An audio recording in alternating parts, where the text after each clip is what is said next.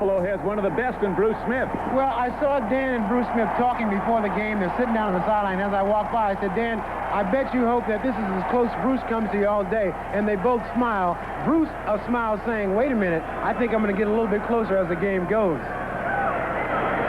The Dolphins have won the toss, and they'll receive to start the game.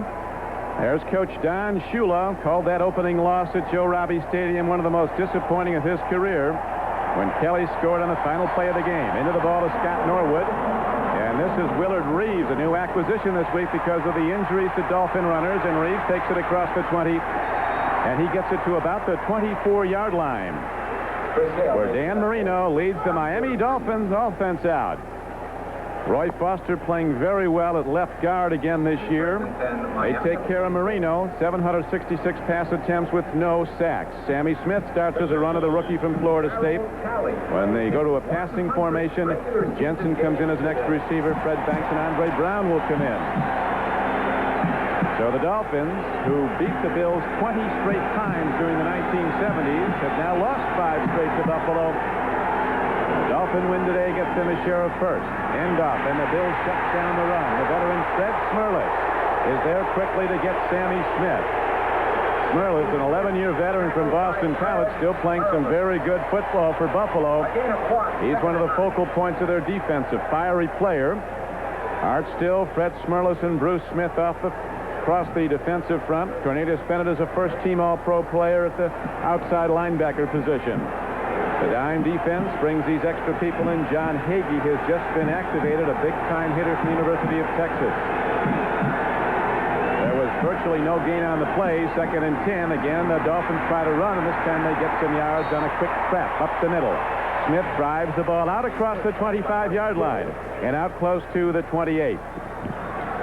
With the injury to Troy Stratford, this is actually Sammy Smith coming out party. I think one of the things you're going to see today, the Dolphins like to bring in number 11, Jim Jensen, put him in the backfield on a passing situation, but I think today they may try a new wrinkle, and that is putting Mark Clayton in the backfield and letting him get one-on-one with a linebacker. As you can see, he's lined up now as a setback in the backfield. That puts a lot of pressure on the defensive linebacker. Yeah, it does. Linebacker has to cover Clayton coming out of the backfield as Marino looks to throw. Markers are down, and he went to Clayton. It's incomplete at the 35-yard line. But a marker's down. Buffalo gets a ferocious rush. This time, apparently, Ahmad, they miss a line, and they're going to be called for a 5-yard penalty, but the Bills will refuse that and take a punt. Once again, you see Mark Clayton to the right of your screen, just coming out of that backfield, trying to get one-on-one and on that extra defensive back. He's coming over the middle. Ball start. Offense. Still 3rd down. Well, they had to take the penalty because it was before the snap of the ball, so it's an automatic penalty. So 3rd down comes up again. This time it'll be 3rd down and about 9. It's going to be awful tough to try to stop Mark Clayton coming out of that backfield. He's awful quick. And anytime you get a 5th defensive back in or a linebacker, there's an overmatch there.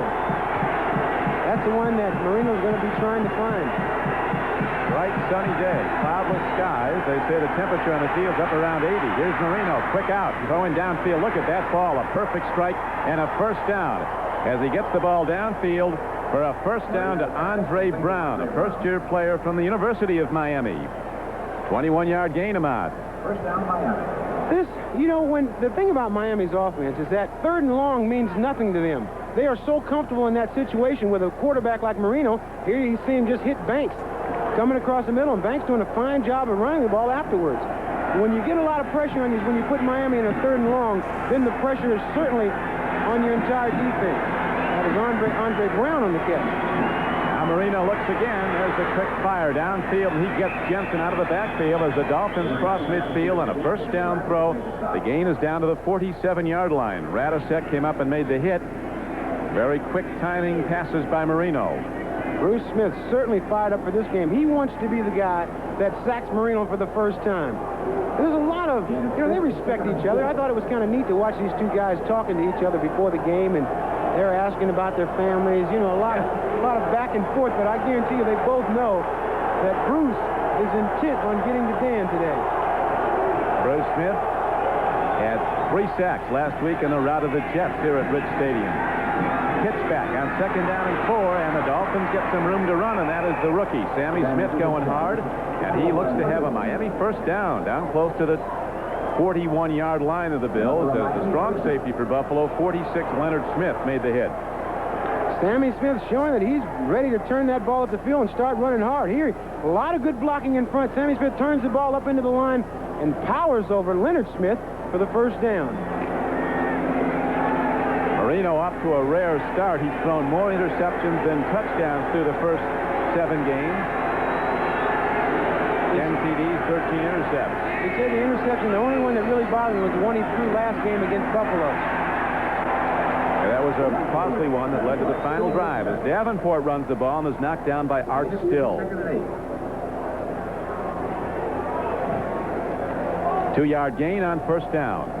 Just a little power dive by Davenport. And just a little power tackle by Art Still, number 72. One of these rare players that seems to be getting better with age. Art Still, the second player picked in the entire draft by Kansas City after Earl Campbell was taken by Houston in the 1978 draft. Still playing well at left end. Dolphins moving the ball on their opening possession. There's no score. Handoff, and Davenport breaks it and gets inside the 30. So the Dolphins are using a lot of different blocking schemes to attack this very formidable Buffalo front, and they're moving the ball, running it. The Miami Dolphins have run the ball very well the last couple of weeks. That was a 10-yard gain by Davenport. And this is a very nice cut back up into the middle. Most backs will try to keep that ball outside and can't get any yardage. What Davenport does is start going north and south right away. And if Miami can continue to run the ball well, that puts so much pressure on Marv Levy's defense. Dolphins have a 3-game win streak going. They started off 1-3, but now they're 4-3. If they win 4 in a row, it'll be the first time in 4 years they've done that. Cutting back is Smith. And he makes his way down to the 25-yard line on a first down carry. Sammy Smith is ahead for a gain of 3 yards to bring up 2nd and 7. Cornerback Kirby Jackson made the tackle for the Bills. No one knew how well Sammy Smith was going to do. When we talked to Don Shula yesterday, he just said, hey, I don't know. He gets his chance today. And so far, he is making the best of his chance. A very nice cut. Cuts back against the grain and then cuts the ball back upfield. Very nice moves by Sammy Smith. 2nd down and 7 coming up. No score. Smith caught by Bruce Smith. Sammy Smith caught by Bruce Smith. As the Brew call goes out, there's number 78, the consensus all-pro pass rusher. In this morning's Buffalo News, they had a whole compendium of quotes from Dolphins talking about this game and what it meant and how they were going to beat Buffalo. And Bruce Smith is one person who openly says, I get motivated by what I read in the newspaper. Well, it takes different things to different people. Right. Whatever's fair. 3rd down and 9 now for Miami as Dan Marino checks his alignment and sets in the gun. Bills with a deep zone defense, and here is a throw and a drop ball at the 23-yard line. Bring up 4th down, and they send out Stoyanovich. It'll be a long kick. Red Banks was the intended receiver. That's the guy who said we're not going to just beat him, we're going to beat him big. Well, they're not going to beat him with plays like that. Banks, I'm telling you, had he caught that ball, there was a lot of running room in front of him. In order for the Dolphins to be successful, you got to catch balls like that. He laid that ball right in his hand. And Marino, being a field leader out there, he'll let Banks know that, hey, man, in order for us to do anything, you got to catch the ball. I did my part. 45-yard field goal coming up by Stoyanovich. He is only 1 for 4 outside the 40. He's 10 for 10 inside the 40. Hits the ball very well, and he drives it up and through, and the Dolphins are on the board. So the Miami Dolphins take the opening kickoff, move it down the field with a varied offense, and Stoyanovich puts up the first points of the game.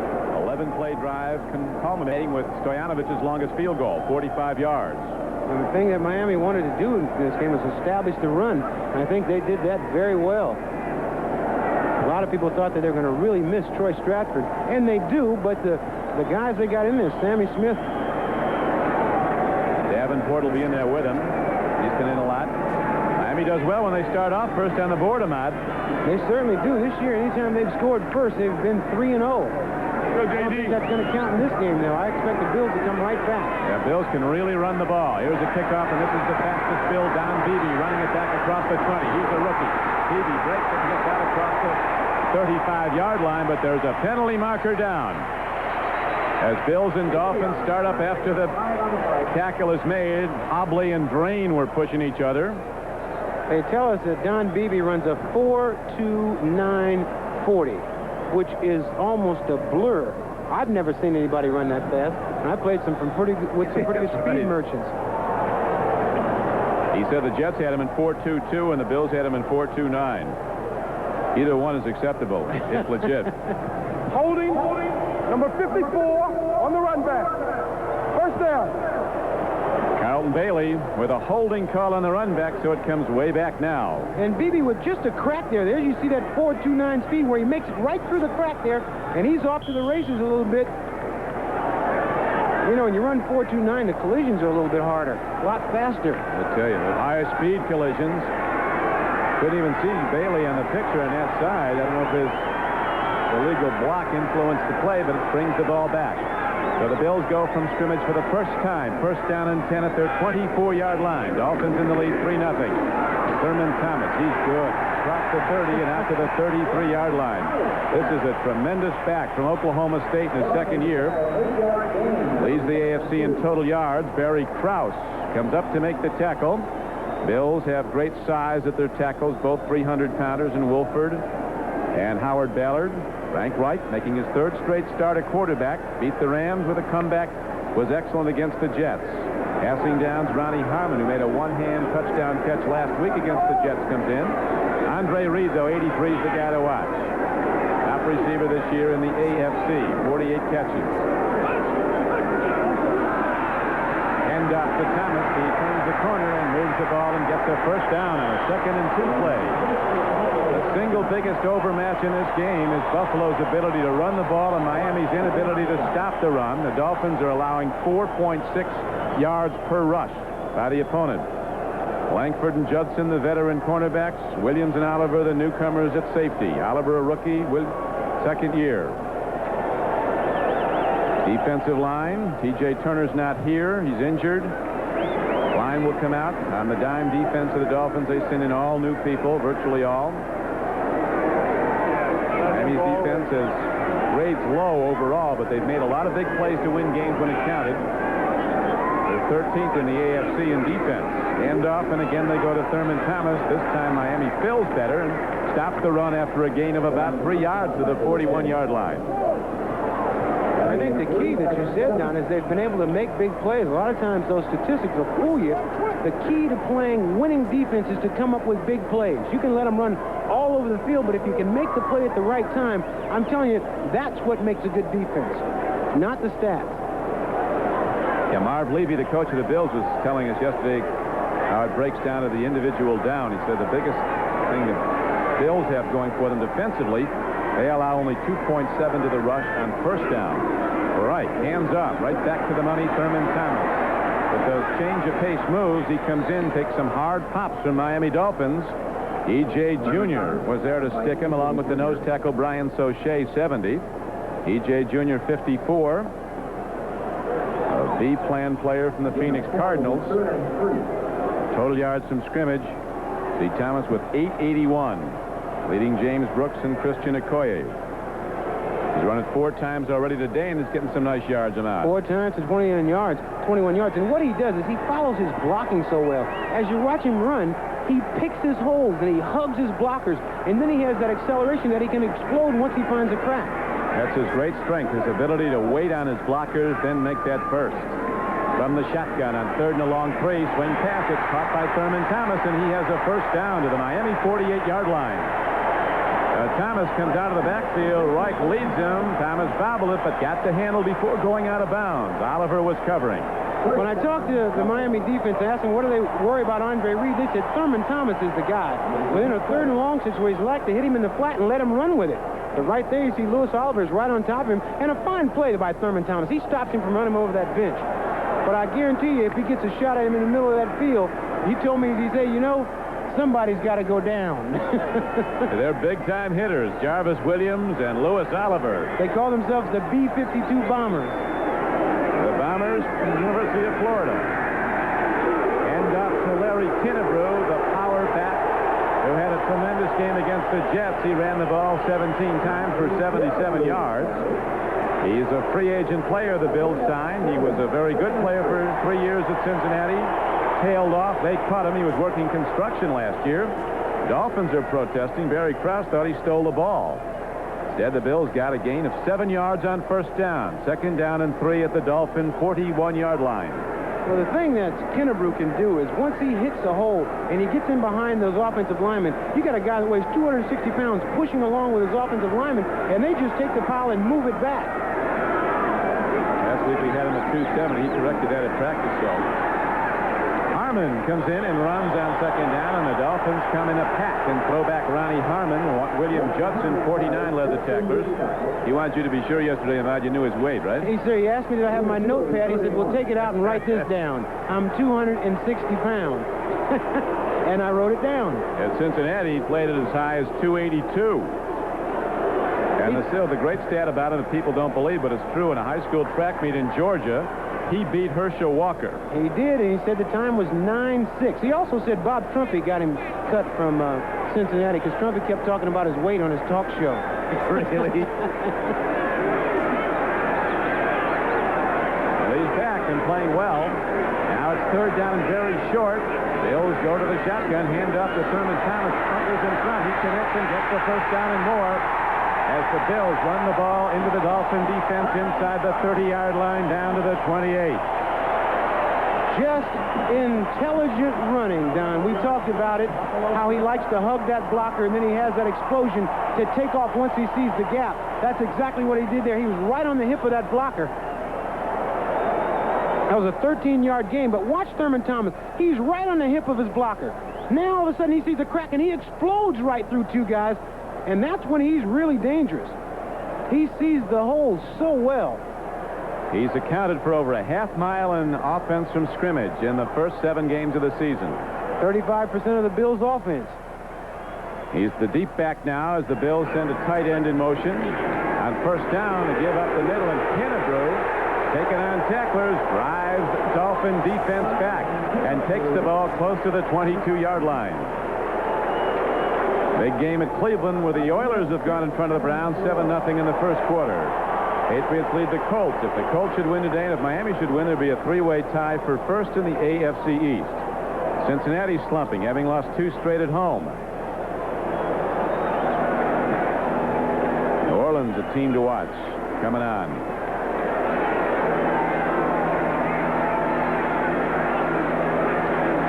Second and spot 4. Here is Thurman Thomas cutting back. Getting inside the 20, there was nothing there, but he made something out of it. Hugh Green got him, number 55, as the Bills go to Thurman Thomas time and again, only throwing conservative short passes when needed. What great runners do, watch Thurman Thomas stretch the defense. He takes the pitch, and now watch him go wide. He's stretching the defense. They're trying to keep him from going around the end. As soon as they get outside, he cuts right back up in the inside of him and gets some yardage. Most backs, that's a run for no gain. But with Thurman Thomas, he's able to stretch him, cut back inside, and get some yards. The Bills, a very well-balanced team. They're only one of 3 teams in the NFL that grades out in the league as in the top 10 on offense and defense. And Buffalo gets a 1st down. Miami's on the board on a 45-yard field goal by Stoyanovich on the opening drive. First quarter moving along quickly, 2:49 to play in it. We talk about this Bills offense with Jim Kelly in there. You know, Kelly drives this car a little bit differently. He drives it at full throttle, and then Frank Reich comes out. He's an awful good driver, too, but he uses everybody around him, and that's his plus. Kelly there on the sideline just licking his chops. He wanted to play this week. He looked ready yesterday. He really looks in good shape, but they don't want to jeopardize bringing him back a week early. Looking about at the Dolphins. Here's a handoff to Kennebrew, and he drives down inside the 10-yard line. When he wants to go, there's nothing quite like Larry Kennebrew from Tennessee State. A pile driver. A runaway truck, just taking on tacklers and moving the whole pile. And I think some of those Miami Dolphins think he weighs 270 also. Like I thought. You just watch Kennebrew. This is big power running right here. Kennebrew takes this ball, gets inside his blockers, and now he's just bouncing off of people and powering forward. That's his 3rd carry for 22 yards. So the Bills drive on now, 2nd down and less than 2 coming up. Dolphins lead at 3-0 late in the first quarter. Hand up to Kennebrew, and he falls down to the 5-yard line. But he has a first down for the Bills. It'll be first and goal. And now the Dolphins will be attacking the football, trying to free it up. I talked to Kennebrew before the game this morning. You know, he gets here to the stadium about 10 o'clock in the morning. He said, I leave from the hotel and come straight to the stadium because I don't like to go home. I said, why? He said, because I go home, my wife makes me take the garbage out. I said, I like to keep my mind on the game. Well, it's a good place to be there in the locker room. That's right. Never can go wrong there. There's Tom Olivadotti, defensive coach of the Dolphins. End up to Thurman Thomas. Nothing there. Now he cuts back and gets a couple. And a first and goal play from the 6-yard line. He gets it down to about the 3. Time and again, Thurman Thomas makes something happen. If there's a crack, he shoots into it. Barry Krause, a 240-pounder, a 11-year veteran from Alabama. Again on the stop, number 58, as Thurman banged his right hand. Looked like he may have got, a lot of times you'll get a shot on your forearm on that muscle there, and it causes a cramp in your hand. Looked like he might have taken a shot there, but Thurman reminds me a lot of Walter Payton, maybe a little bit faster, though. Second down and goal. Power set for the Bills. 3 tight ends in the game. They go to Kennebrew, and he bangs down to the goal line, but the Dolphins keep him out for the moment. It'll bring up third down and goal from about the 1. Over 80,000 jamming Rich Stadium. Bills selling out game after game. 16 straight sellouts of 80,000, and they're up and cheering now as the first quarter winds down and out with the Dolphins in the lead 3-0, but the Bills challenging. You think you're better than me, don't you? Oh, not again. In Buffalo, Don Criqui with him out of shot. Rashad, it looks like at the outset of now he might have a track meet. Last at bat. Well, I told you before this game that you don't have to tell these guys this is a game for first place. They came out, everybody's going 100 miles an hour, and the thing about it is nobody's throwing the ball too much. Miami comes out running the ball very well, and Buffalo, shoot, this is their 15th play coming up. They've already thrown 1 pass. They're right down by the goal line of the Buffalo Bills looking to go ahead. Dolphins took the lead on a 45-yard Pete Stoyanovich field goal. John Offerdahl, who's been in, getting more playing time now, working back into form. Goal line defense for the Miami Dolphins. Third down and goal from a yard away. And here's Kennebrew, and he's in, standing up, touchdown Buffalo. The Bills take the lead 6-3.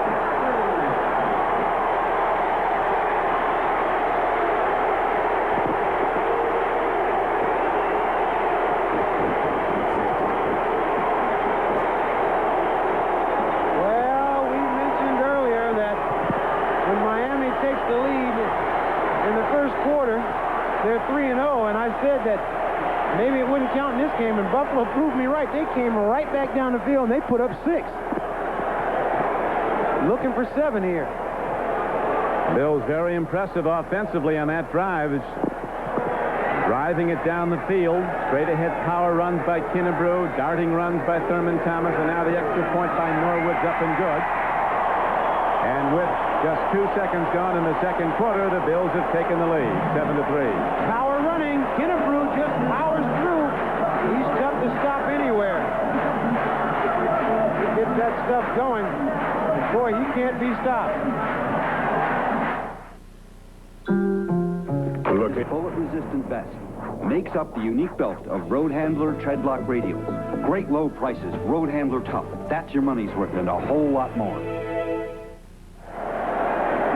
We're going to get a block down right here. Jamie Mueller is going to come through here and take on John Offerdahl, and then the big back is going to power it straight through there.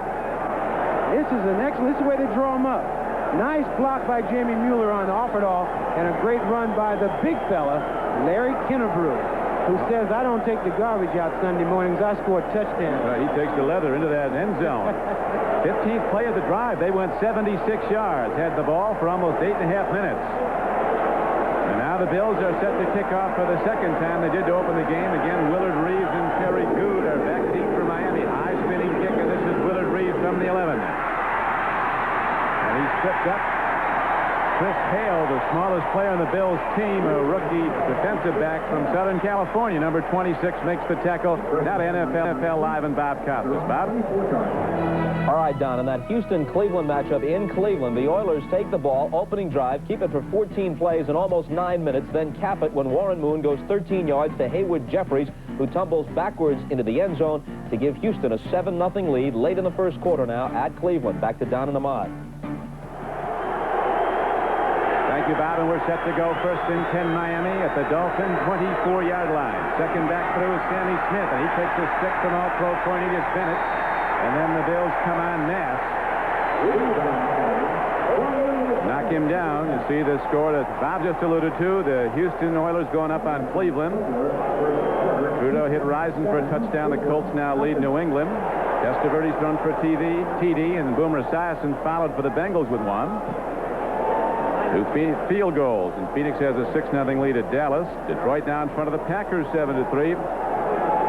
Here in Western New York, Orchard Park, Ritz Stadium, the Bills lead the Dolphins 7-3. Both teams scoring on their opening possession, and he let it off with a field goal. Buffalo came back. Touchdown.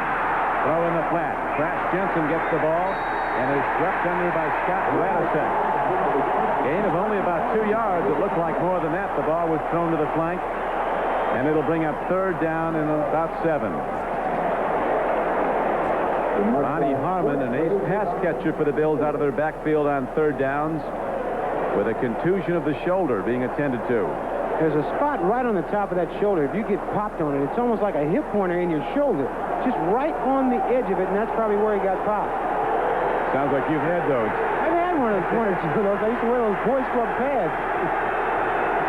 Third down and 6. Long 6. Here's the rush. Marino gets it away and throws a perfect strike out to the 38-yard line to Mark Duper.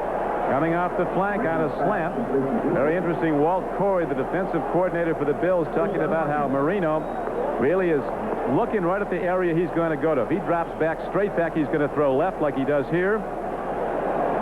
And you'll watch him if he drops back with his facing right, cross-stepping, then he's going to throw to the right. It was remarkable how many times it turned out that way watching Miami Dolphin offensive films with the defensive coordinator of the Bills, Walt Corey, the big man with his arms folded. I know Walt Corey also realized the last play before that he looked left and threw it right to Jim Jensen. So it's one of those things that you like to know, but you don't want to count on it. Joe Smith stops the run. Remember, Ahmad, Glenn Blackwood, who played for the Dolphins for so long, said the one distinguishing thing about Marino after you play against him time and time again is you never know where the ball's going. That's exactly. He threw the 2 passes before that. He was leaning to the left and just fired it out to the right. But talking about firing out, watch Bruce Smith right here get rid of the blocker and just stuff Sammy Smith. Bruce Smith, I think that's what makes Bruce such a great player. He plays the run as well as the pass. He is just a dominating player on the defensive line. Smith is playing with a tender ankle. Has had him out of the lineup for a while. He does not like artificial turf. Here's a downfield throw intercepted by Cornelius Bennett. He's back to the 43-yard line. So tremendous pressure put on Marino by Bruce Smith, and sometimes the sack is far less valuable than a hurry that makes the quarterback throw the ball errantly, as Marino did there right to Cornelius Bennett. So Marino throws his 14th interception of the season, and the Bills take it over. Announcing a new generation of owner satisfaction. We're so sure you'll love your new Oldsmobile. We'll let you because our job is helping you do yours.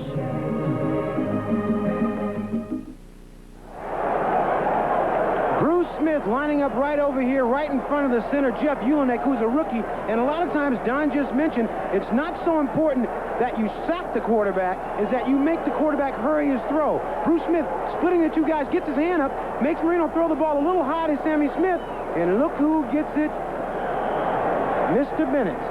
Biscuit Bennett, Cornelius Bennett.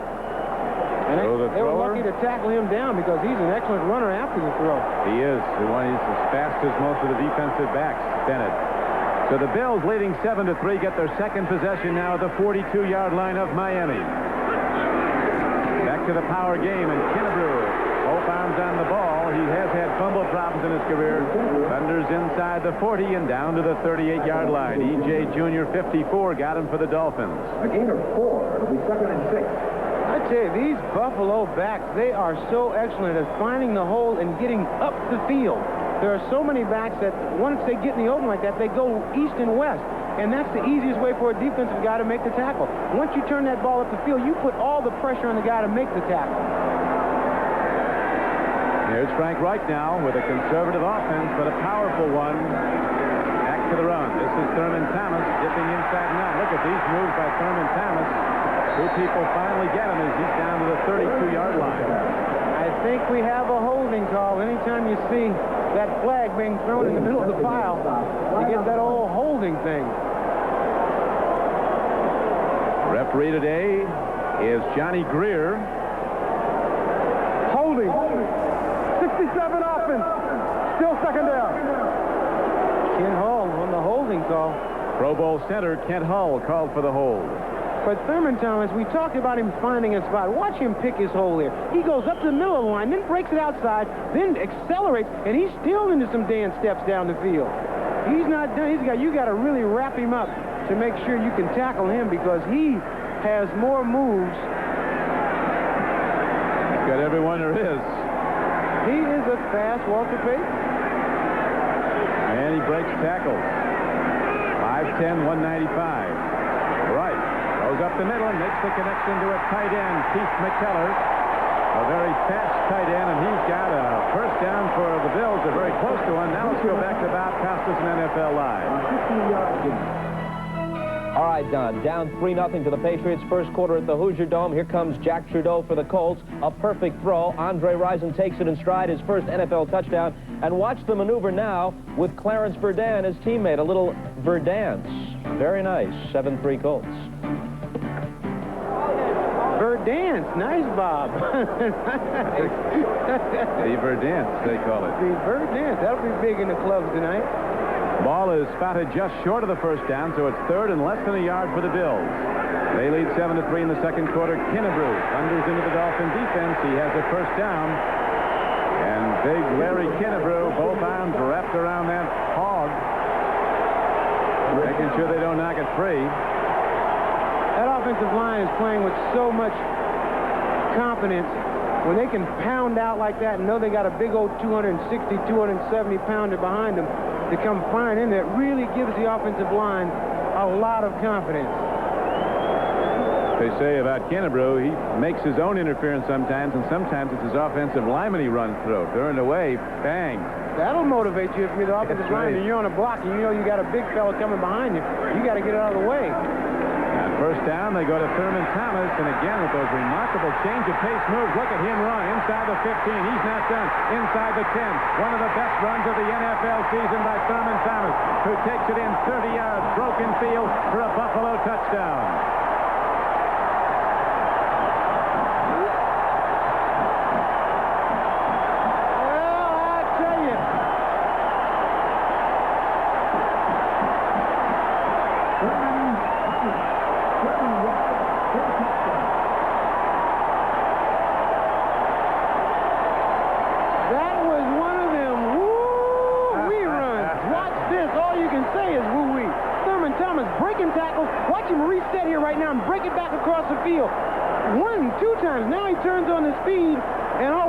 Down is woo-wee. Man, that's a run. That's as good as it gets.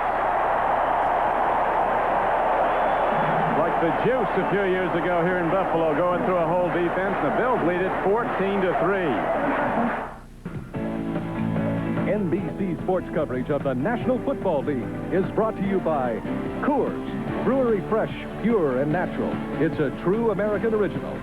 By the new generation of Oldsmobile. Step into the future now at your Oldsmobile dealer. And by Zenith. The quality goes in before the name goes on.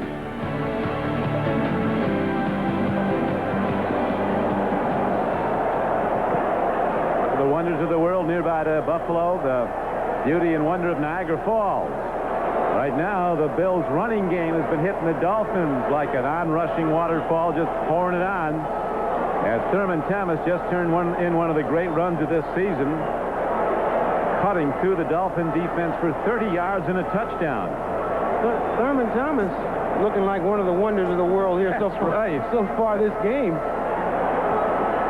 He really had a tremendous effort. This is the Jaws section of the Rich Stadium. The everybody, vroom, vroom, Jaws music. Everybody doesn't know it because they're not all doing it. High kick, very short. Coming up on the ball is Reeves again. He lost it. Picked up by a teammate, but he's quickly cut down at the 23-yard line. Making plays for Buffalo was John Hagee, number 22. Now let's take another look at this touchdown. Thurman Thomas is going to break over here to the right, do a little something over here, break back over here to the right, do a little something here, and break into the end zone. And I can't draw it any better than that. But I tell you what, let's count the tackles. There's 1, 2, 3 guys that we miss got him here for 4 sure. Miss him, 5 miss him. He's got him. 6 miss him. They'll get 7 miss him. 8, 9, 10, hey, 11 guys. He ran through the entire team. They're not going to get him. He did it again on replay. Dan Marino on a called sprint out with a great throw downfield for a first down to the 33-yard line. Marino is in excellent physical shape. His weight's down about 10 pounds, and he's been sprinting out more. As we again look at the 10-minute ticker and the scores of the 1 o'clock game. Bills opening up a 14-3 lead here after the Dolphins took a 3-0 lead on the opening drive. A Stoyanovich field goal.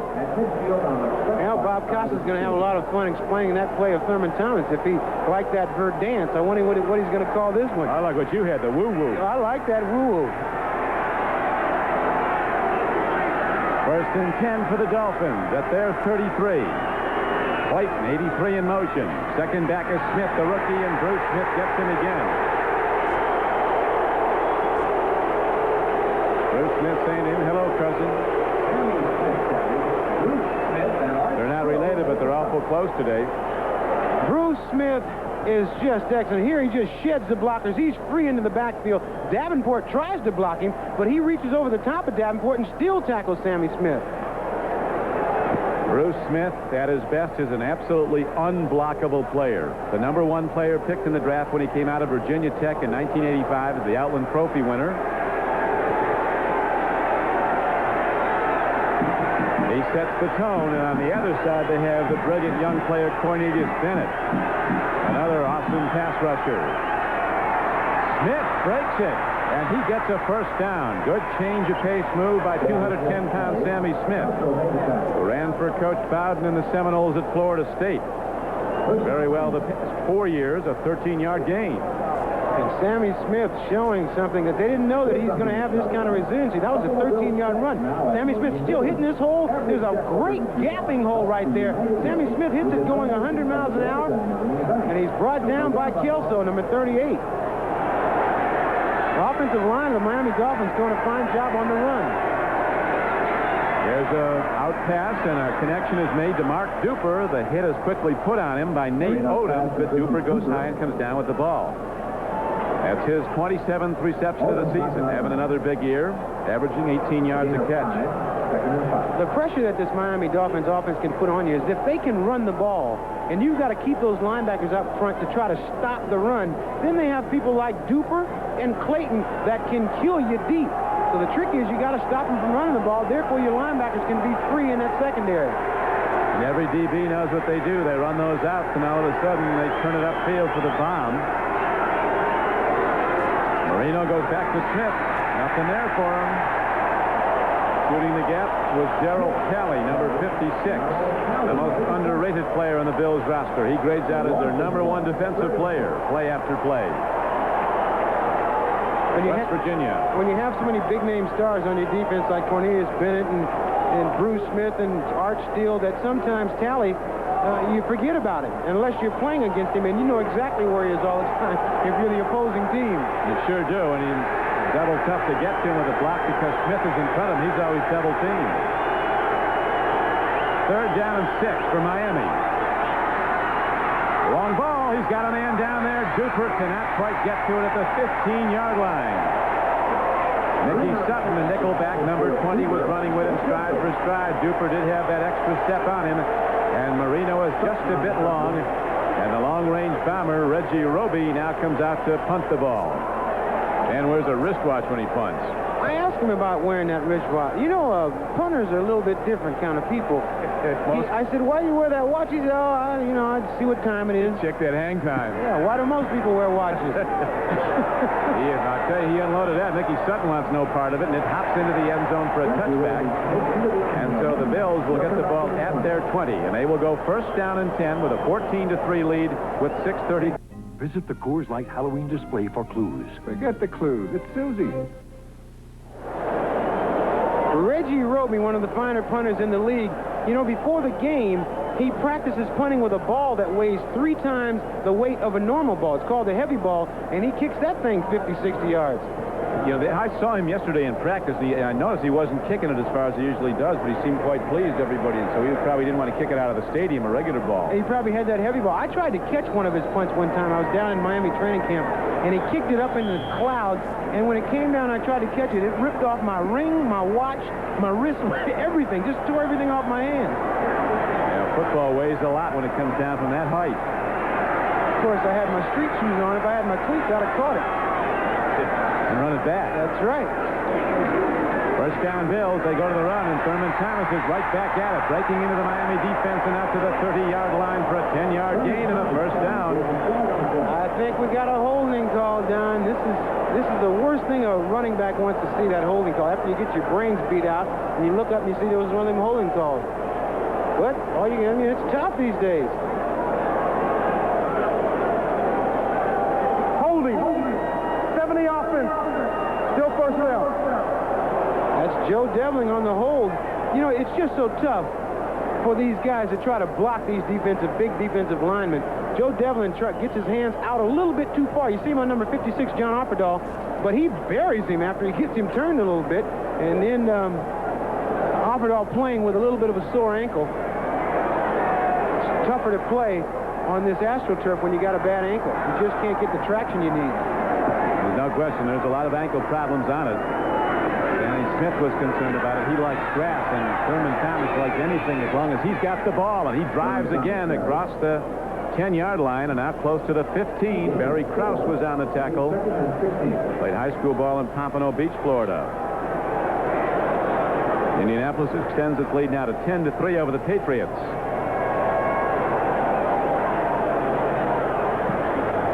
We have 5 minutes and 40 seconds left to go in the first half here at Ritz Stadium. Game moving along quickly. Bills running the ball and taking a 14-3 lead. McKellar got that 21-yarder, goes in motion. He'll lead the blocking now for Thurman Thomas, who dips in, dips out, cuts back. He's across the 20. He's trying to races down across the 30-yard line and out to the 33. William Judson knocked him out of bounds finally. Thurman Thomas is the second leading rusher in Big 8 history. Had he not suffered a knee injury, he would have been ahead of Rozier. Michael Rozier, the leader. This is excellent running. He takes the ball outside and then turns it up the field, and he's not through yet. He's got that instant acceleration that he's able to stop and then get back going at full speed within 1 or 2 steps. That was an 18-yard gain there with Thurman Thomas. He's got 10 rushes for 92 yards already. Man. 1 of 30 yards, a work of art for a touchdown. The Bills' second score. I think he's getting oxygen now on the sideline. While he's out, they go back to Kenneth Davis, and he can run. A former Green Bay Packer who came here as a Plan B free agent. He gets the ball to the 37-yard line. Hugh Green, number 55, got him for the Dolphins. Hugh Green, heart and soul of this defense, and Hugh Green, you see him taking on a blocker, just trying to read the play, sheds the blocker, and then makes the tackle on Kenneth Davis. Blocker just trying to read the play, sheds the blocker, and then makes the tackle on Kenneth Davis. You know, when you're sitting on the sideline and you got a guy in front of you, like Thurman Thomas having a great day, you just can't wait to get in because you think you can do some of the same things that Thurman Thomas is doing. I think I can do it sitting here watching. I know that's not right. He makes it look easy. Kennebrew on second down and 5 gets ahead for a couple of yards.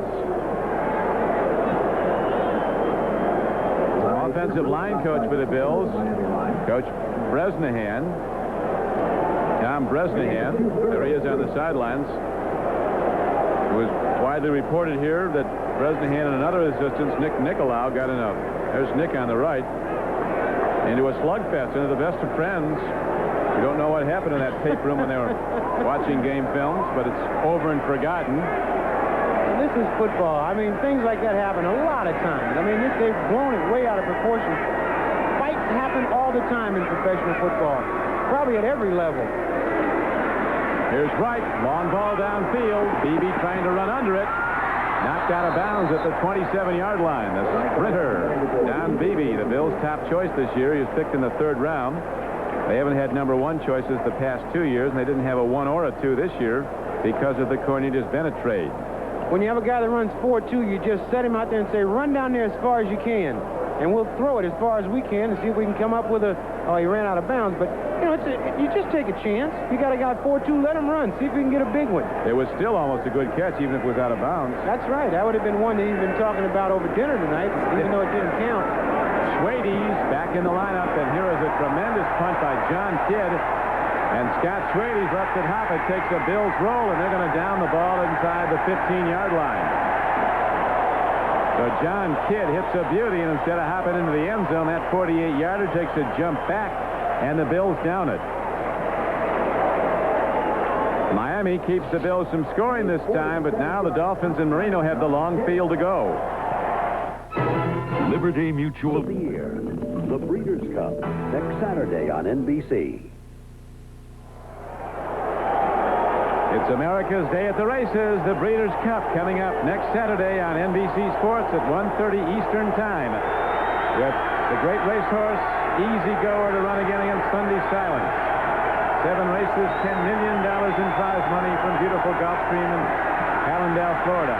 There's a sack of Dan Marino. They get him, and the streak ends. Jeff Wright was almost a safety, as Dan Marino is sacked for the first time in 20 games.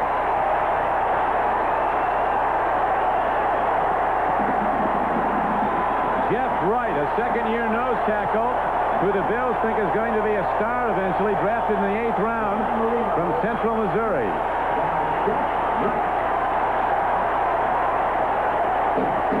Jeff Wright, number 91, just powers over the middle. Marino holding the ball a little bit long, can't find anybody open. Jeff Wright does something that no one has been able to do in 19 games. And I talked to Roy Foster, one of the guys on the offensive line of Miami. He said the pressure was nobody wanted to be their guy that made the sack. But once they get it over with, they can relax and go on and play now. Well, whether they got help from on high, we don't know, but Jeff Wright was there. The last time he was sacked prior to this was back in September of 1988. Wayne Bickett of the Indianapolis Colts was the first to get him with O'Brien Alston. And now Jeff Wright, in the 20th game since then, gets him as a Dolphin in repose there. He has a reason to celebrate because he sacked him, but let's be realistic. Dan Marino here been sacked 2 times in 20 games. I mean, that's not a big deal. Even more impressive amount is the fact that's the first sack of Dan Marino in almost 800 passes. And that's, over 770 passes between sacks, pass attempts. And that's as far as you can take it, Don. It's a nice thing to get your line fired up to try to get him once, but get him 2 or 3 times.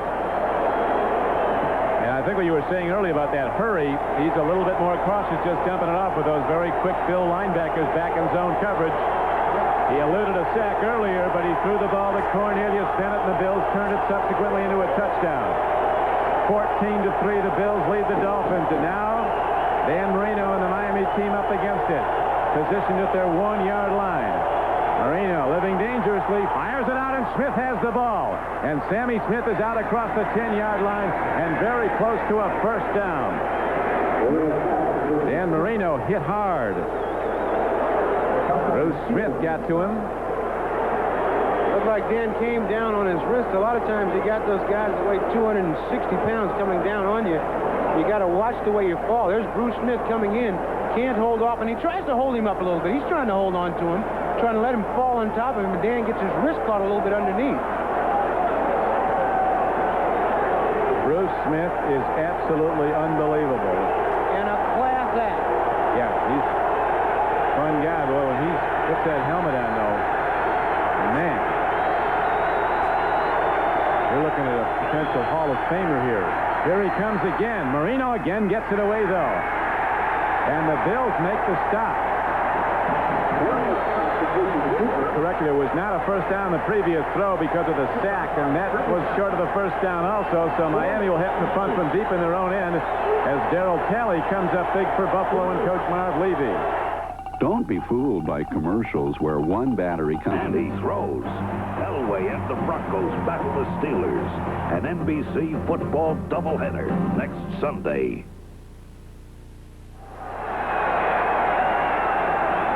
Reggie Roby ready to punt now at Rich Stadium, where the Bills lead the Dolphins 14-3. Roby hits it very well downfield in that warm, sunny day in western New York. And here comes Mickey Sutton running it back across the 30.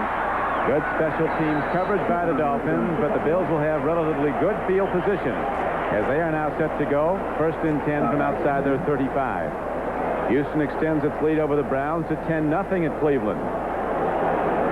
Taking that house of pain on the road, aren't they? They are. After they beat the Bears at Chicago, Houston's going to be a force the rest of the way. Detroit with a 10-3 lead over the Packers at Green Bay.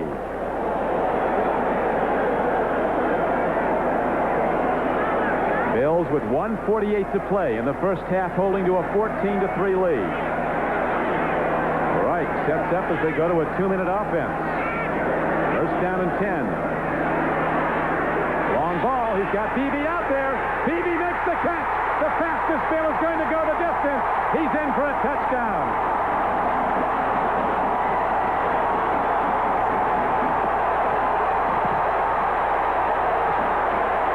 .63 yards.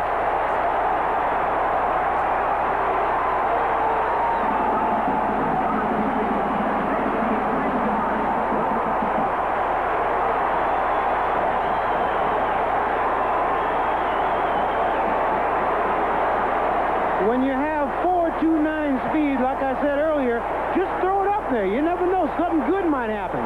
Just like this. Watch Beebe accelerate away once he catches that ball. There's nobody going to catch him. Beebe in there for the TD. That's it. Boy, I'll tell you that. I guess he's legit with that under 4.3 speed. So you never believe that till you see it. From Chandran State. Not many guys can say that. They're from Chandran State. He's played high school ball outside Chicago. Very strong, small player. Just a foot race. Once he gets by the bump here, it's all over with. And you got to give Frank Reich credit. This ball's right on the money, and he threw it so that Beebe could accelerate into the ball. Beebe, yeah, he'll remember this. This is one he can talk about over dinner tonight and be very happy about. Forget that try out of bounds. That's right. He said, you know, I almost had two today, but I got that one. He helped beat the Oilers at the Astrodome with a similar play. I think it was over 70 yards from Jim Kelly. That's his second TD throw and another on-the-mark strike by Frank Reich. His quarterback rating is almost 100. It's probably over 100 with his performance today so far. It was 98 coming in. He's been that good. And he is so accurate. He's been so accurate today. His ball's right on the money. And what does this do now, Ahmad, to the Miami Dolphins game plan? It looks like Marino's going to have to just start firing every down. I think they're used to that. They've had that happen to them so many times. They get behind. They go back to what they do best, and that's throw the ball. And I'm sure that that's what Shula's saying right now. Trying to keep the guys calm, because at this point you don't want to panic. But with 1:39 left to go in the half, I think that Marino may work this clock as good as anybody in the league. Dolphins drove the ball downfield after the opening kickoff and then hit on a 45-yard Pete Stoyanovich field goal to make a 3-0 lead. Since then, Buffalo's offense has come on like a deluge, building up a 21-3 lead. Scott Norwood is set to kick it off again as Good and Reeves are back again for Miami. The executive producer of NBC Sports is Terry O'Neill. Our producer today is Terry Ewert. Our director, Ted Nathanson. We have 1:39 to play in the first half at Rich Stadium. Sold out again. Over 80,000 as the Bills en route to leading the National Football League in attendance again. At halftime, we'll be going to Bob Costas and O.J. Simpson at NFL Live with scores and highlights and a profile of the beleaguered Jet coach Joe Walton, who's under the gun. Fumble ball. Jerry Goode picks it up, and he's downed up the 20-yard line. Mickey Sutton, number 20, got to him. So the Bills cover well on special teams, and again, Marino has a long way to take his offense and not much time to do it. 1:37 to play in the first half. It's amazing how star players set the tone. Buffalo with an overwhelming margin on the scoreboard and in total offense amount. Buffalo 222 yards, Miami 103. Personal foul. Low block. Number 38 on the return. First down. But the big numbers are on that scoreboard. Bills 21. The Fish 3. Signs all over to squish the Fish. Willard Reeves, the new Dolphin, because of the injuries to some of their runners. Mark Logan is out. Troy Stratford's out for the season. Hugh Green wants something good to happen here. Hugh Green trying to get his troops fired up. They're still in the game like this. They've got instant scoring power. That's one thing. The Dolphins are never out of the game with a player like Marino. Monster's down, and Marino almost is, and now he says to Cornelius Bennett, the whistle blew, friend. We come in peace.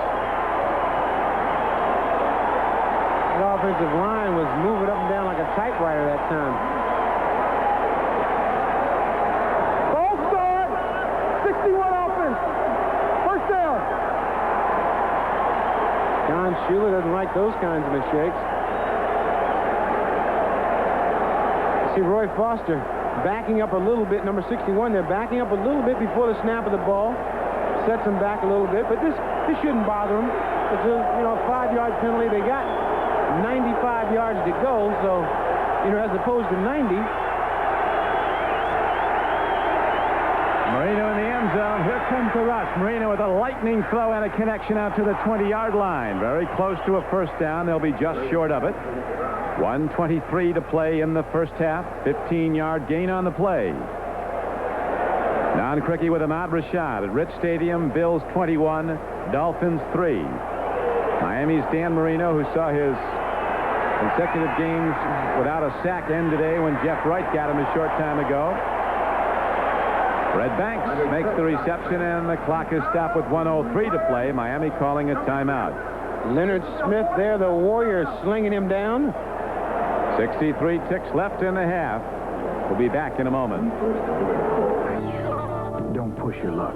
Guarantee it with Advanced Formula Prestone. 1:03 left to play in the first half. Dan Marino dropping back to his 30. Quick throw of that lightning strike again on the in pattern. The ball is out to the 35-yard line, but the Bills are out in that deep zone. Will give that to Miami all day with little time and a long way to go. The thing is about that, Marino will throw a couple of them over the middle, and next thing you know, he'll throw one down the field.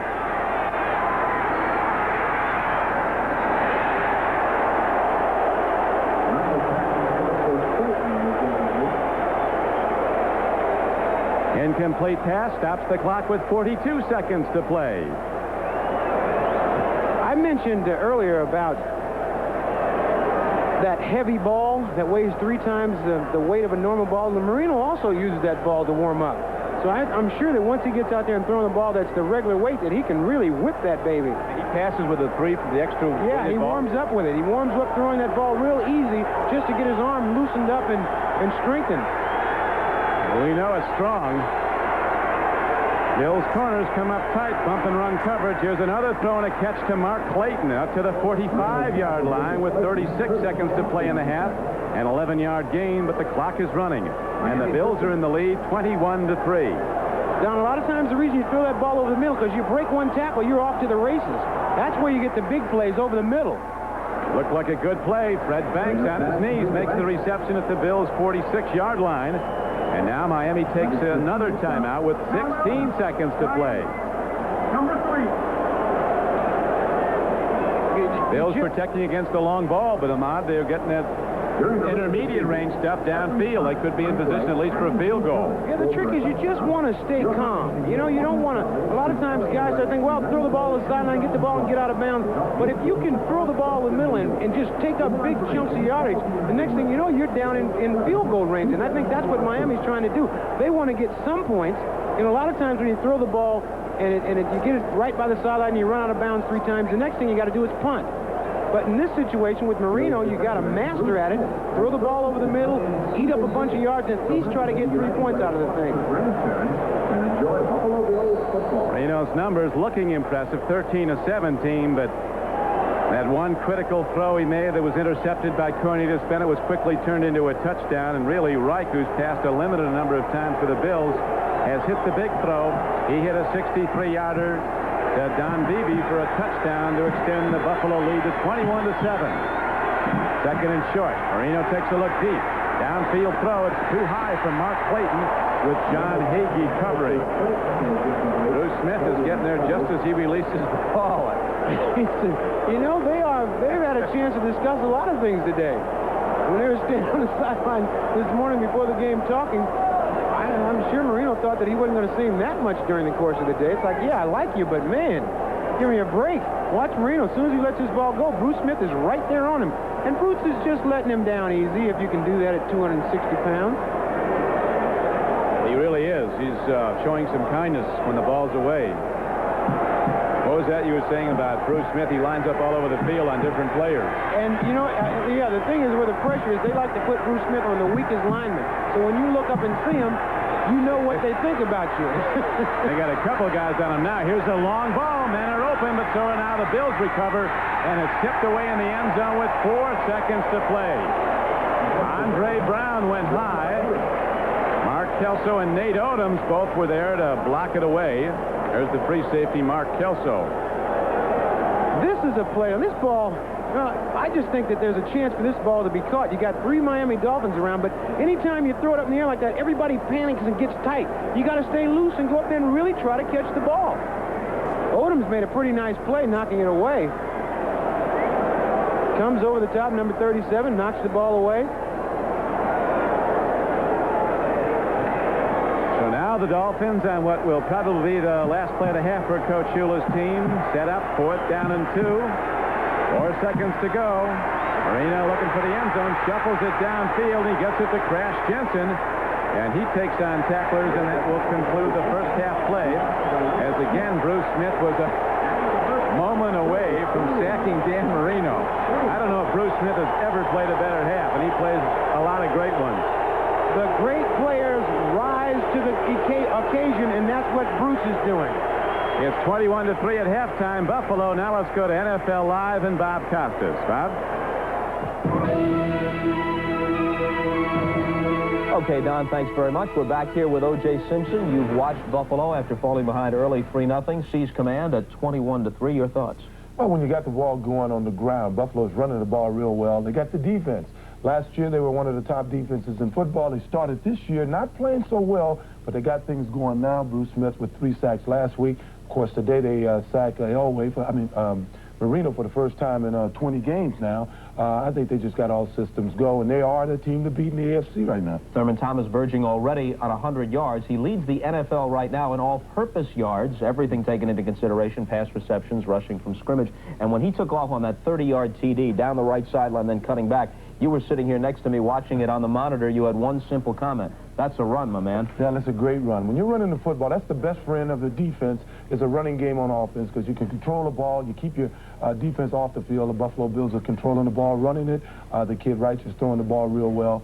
They just all systems are go for them. And right now they look like the best team in the AFC to me. Let's take a quick look at the other scores going on right now around the league. Big matchup in the AFC Central. And as you see, Houston leads at Cleveland 10-0. They scored a touchdown on their first possession. A long drive, chewed up about 9 minutes of the first quarter clock before Warren Moon threw it. Of 1988 when Dwayne Bickett of the Colts got him, but you're going to give out some more sacks. You think that maybe Thurman Thomas might be? Well, I think because Thurman Thomas ran through the entire Miami defensive team, he should definitely get this next sack. Now, this is the woo-wee run.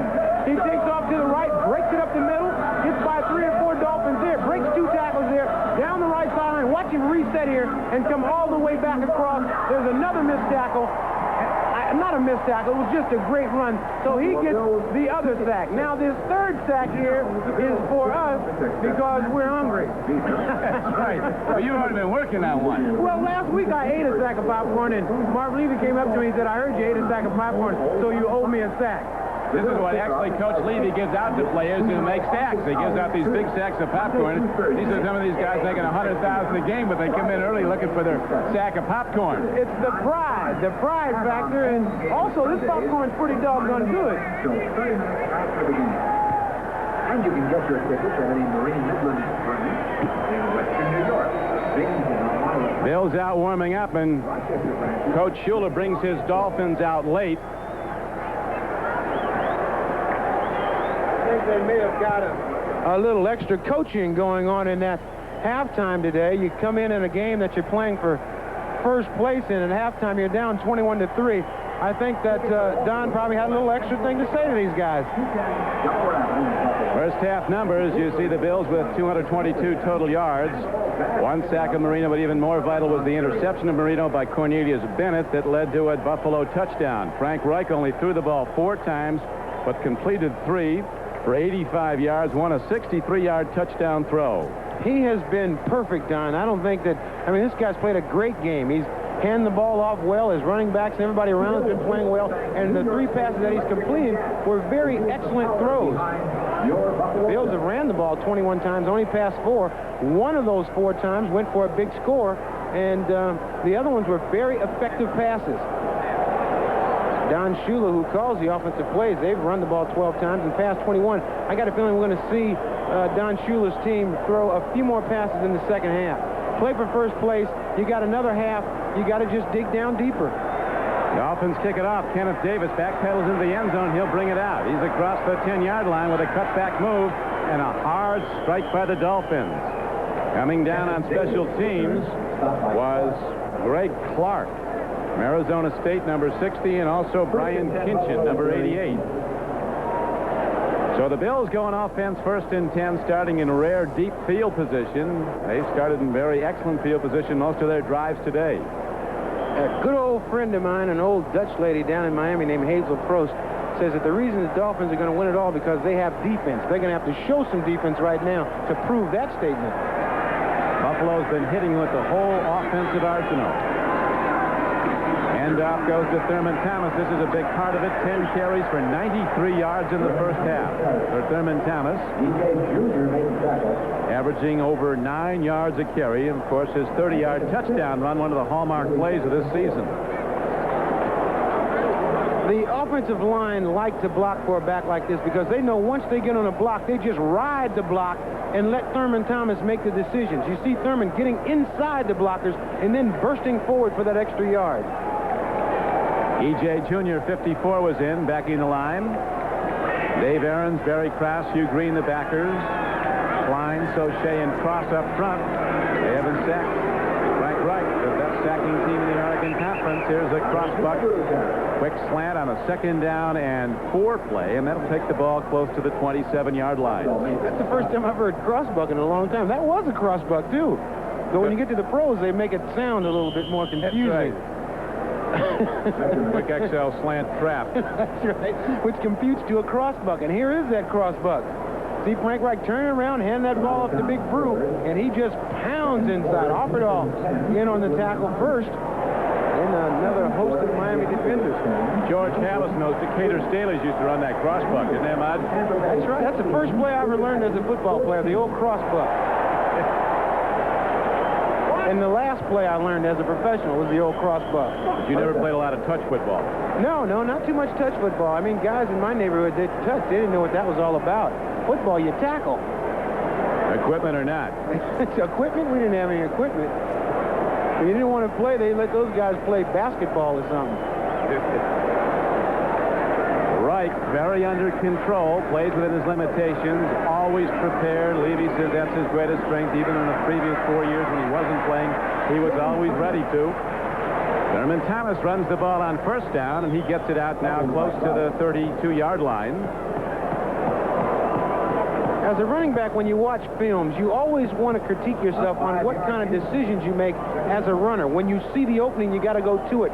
Thurman Thomas makes great decisions every time he carries the ball. That last play was a play that was supposed to hit inside tackle. He dipped it outside and then took it right up the field and got a big gain on it. Offerdahl getting a lot more playing time now. John Offerdahl, who was late reporting, is an inside backer now. Barry Krause, he's in for Aarons. Shula said he's only had 4 days of practice. On 2nd down and 5, the Dolphins do a better job stopping the run, and here comes a penalty marker thrown by the referee. Brian Sauché on the tackle. A holding call is signaled against the Bills. Buffalo with a noticeable lack of emotion to start the third quarter after just this whole place was a frenzy in the first half. Got Kinnebrew for holding. This is what the Buffalo team has to guard against. You can't come out and think you got this game won because you put 21 points up on the board, because you're playing against a Miami Dolphin team that can put points up in a hurry. You got to have half-to-half improvement to win any game, and if Buffalo doesn't come out, I guarantee you that Miami is sitting there ready to pounce on an opportunity. 2nd down and 15 coming up now for the Buffalo Bills. The ball positioned at their 23-yard line. Bill Foley, the general manager of the Bills, was saying aloud to us at halftime, he thinks this could be the all-time Bills attendance. 80,500 tickets distributed. Here's a swing pass. It goes to Thurman Thomas. He's across the 30, not until he gets out to the 38-yard line. Very close to a first down on a 2nd down play. It was 2nd and 15. He got 14 yards. You can now understand how he kept Barry Sanders on the bench. At Oklahoma State. At Oklahoma State. He does it all well. He runs well out of the backfield. He catches well, and he can certainly turn it on once he starts in that secondary. He puts the fear into a secondary once he starts running with it because he breaks tackles so well. Had a knee operation, and that's why he wasn't drafted in the first round, even though he had a great senior season after the knee operation. Bills really looked at him a number of times, had a lot of doctors check him. He's been flawless, bulletproof while he's been here. The knee's sound, and now the Bills go to the Kinnebrew run on 3rd and short, and we'll see if he got there. The Dolphins come in, the linesman comes in. It looks like it might be close enough to measure. Well, they put that sledgehammer offense in where they bring in Jamie Mueller, line him up at fullback, and boy, he's a load. This has got to be the sledgehammer defense. Offerdahl coming up trying to plug the hole, and Mueller just knocks him backwards, and Kinnebrew does the rest. You have to just give yourself up. This one is for the boys. Jump up in there and take it. That's right. Bruce Smith getting one of his hands. Both of his hands are well wrapped. The better to whack you with. Yeah, it looks like a fighter. It looks like a boxer's tape job. Hand off. Thurman Thomas dipping inside and out. And finally, he's thrown out of bounds by one of those B-2 bombers. Lewis Oliver, the free safety, got him. But the B-2 boys have not come into play a whole lot today. No, they've kept them B-2 bombers out of the air today. Once again, an excellent decision by Thurman Thomas. He has the option of taking it outside or cutting it back in. He takes it inside, then cuts it back outside, and he's always going forward trying to get some extra yardage. And there you see Lewis Oliver. He just sort of laid him down. It looked, in fast motion, it looked like he slung him down, but he just laid him down. Dolphin D, as you know, Ahmad, had 25 sacks already through the first 7 games. None today yet. They had 23 in 16 games a year ago. They won't give me today if Buffalo's able to run the ball as well as they have been so far today. Nobody to sack. 4 pass attempts. Kinnebrew. Now here's the speed of a 260-pounder. Big Brew takes on people inside the 35-yard line. Oliver and Williams finally got to him, but Kinnebrew at 260 pounds goes to the power run. There was nothing there. Then he kicks it into that other gear and goes 24 yards around right end. Big Kinnebrew. They have him. You see Offerdahl coming in, plugging the hole up, pushing Ken Hole back, number 67. Kinnebrew resets and takes off. Now, remember, Don said he beat Herschel Walker in a 100-yard dash. That was quite a few years ago, but he still has some of that speed left. He says, I don't take the garbage out on Sunday morning. I run for yards. He carries that skin, that pig skin. So the Bills get a first down on a 24-yard run by Larry Kinnebrew. They They've had the ball for almost 5 minutes to open the third quarter. Here is Thomas, inside and out, and back in, and not much there. Dolphins shut it down. Langford got him. As the game clock ticks down to 10 minutes to play in the third quarter. Oilers looking to take a one-game lead in the AFC Central, up on the favored Browns at Cleveland. Cincinnati and Tampa Bay with a lot of points at Cincinnati. Tampa Bay putting the test on everybody they play. They used to be a doormat. All of a sudden, they've turned it around. They've beaten the Vikings already this year. Right. They have. Second down and 8 arises for the Bills, who lead the game 21-3 in the third quarter. Reich with only his 5th pass attempt. Too high and very nearly played on by the strong safety Jarvis Williams, but he couldn't quite get to the ball to intercept. I was just getting ready to say that we have, wait a minute, this guy's got a bird's eye view. Jim Marshall used to have a plane like that, and he flew it over a high school field and slammed in some power wires one time. He just wasn't in the right place and broke his leg, his arm, and I'm sure that wasn't Jim in that thing. You never know it, Jim. You know, you're exactly right about that. I don't know what that thing is, but I don't want to be in it. It's flying about. Third down and 8 as Reich steps in the shotgun, and here comes the Miami rush. Reich steps in, and they get him. The Dolphins get their first sack of the day back at the 39-yard line. So the Bills are out of range of their field goal kicker, and they send out punter John Kidd. Jeff Cross. He's really been good. That's his 7th sack of the season for second-year man Jeff Cross. He is really playing well, and he's been a surprise. They didn't expect this out of him. He just came to camp and said, I'm going to be one of the best in the league, and that's what he's been so far this year. Put on 20 pounds of muscle in the offseason of the weightlifting program. 9th-round draft choice, playing like a first-rounder. The punt downfield is fair caught by Jarvis Williams. So the Dolphins finally get the ball in the second half with 8:57 to play in the third quarter. Talk to me, CJ. What are you really feeling? It's very sweet. This is what sets every Mazda apart. It's called Conseil Engineering. Engineering based on human feelings. Keep an eye on his pulse, please. With it, Mazda can actually learn how to create cars that feel just... Scouts up there in that, whatever that thing is, biplane. It's like something out of a Federico Fellini movie, some surrealistic contraption. Dolphins have not put up the points here at Rich Stadium. It's been tough for them in Buffalo as the Dolphins have been held to just a field goal today. And this crowd with the wave, the 80,000 plus as Marino takes a quick drop and an out pattern. The ball is dropped at the 15-yard line.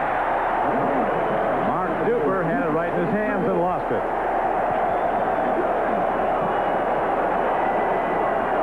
The thing about Duper is Marino has such confidence in him that you drop a ball like that, he'll come right back to him. Exactly. And that's the good thing about it. When you drop a ball, the thing you want is you want another one right away so that you don't have to really linger on that one that you dropped. Dolphins trying to end a 5-game losing streak to Buffalo. They're trying to avenge that heartbreaking opening day loss. Here's a run by Sammy Smith. But markers are down as Sammy Smith rips off a big gainer, but it'll probably come back. Cornelius Bennett finally caught him. Yeah, when they throw that flag in that area, it's definitely holding.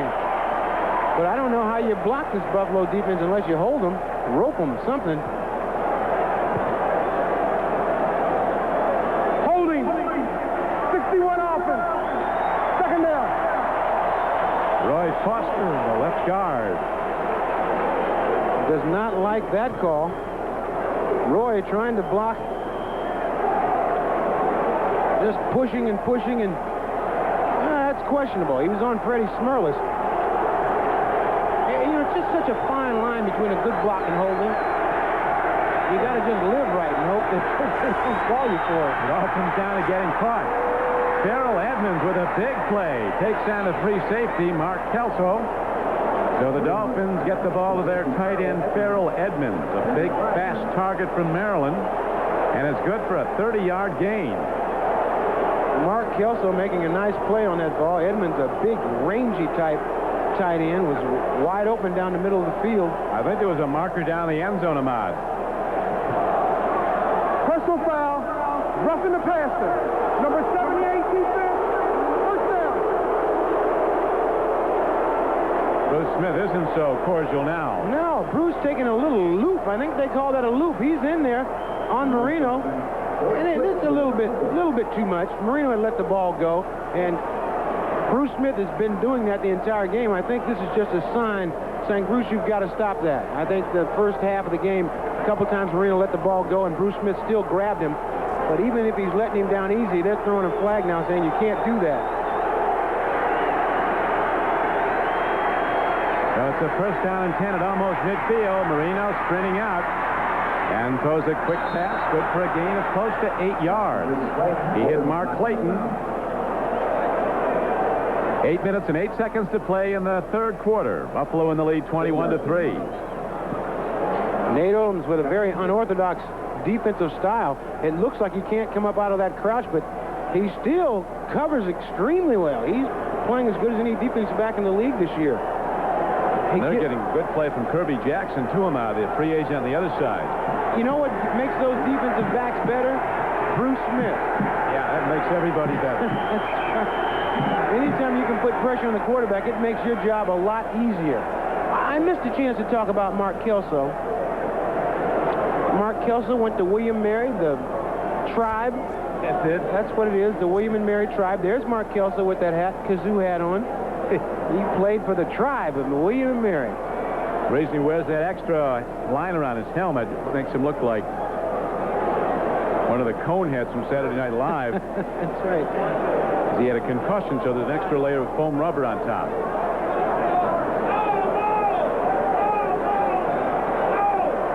Replay is checking that last catch to see if they had both feet in bounds.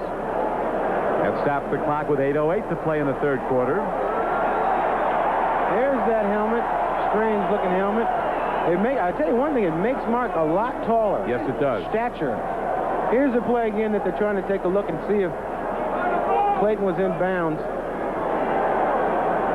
Looks to me like he's got both feet in. Not to me. I don't know. After further review, the play stands. Told you. That's right. You've been doing that, though. That's right. You've had those feet in a few times. That's right. Reputation goes a long way in some of these plays, too. Mark Clayton's an all-pro. An all-pro, they give it to you.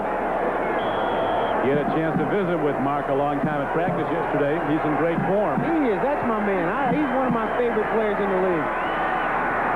Sammy Smith tries to dip to the outside, but Art Still got him. Art Still, number 72, reaching out with the long arm. He's 6'7". They say you watch game films of Still, he seems like he's blocked, and he starts heading down the line. All of a sudden, an arm reaches out and stops the runner. He never ceases to amaze me. He's an incredible guy. He takes great care of his body. That's why he's been able to play so long and play at a very high level. He also has a friend that has a monkey who's a black belt in karate. That I'd like to see. I think he's going to bring it up for us next time we have this game, Don. Downfield throw, and the connection is made to Mark Clayton inside the 40. He's running in the open field. He could go the distance. Mark Clayton takes it inside the 10, and he goes in. Touchdown, Miami. On a spectacular Marino to Clayton pass play that goes 44 yards. Don Shula's trying to get his team fired up, and that's the way you do it. Marino to Clayton, you got to turn something, you got to turn nothing into something, and that's exactly what Clayton does here. This is just a routine catch.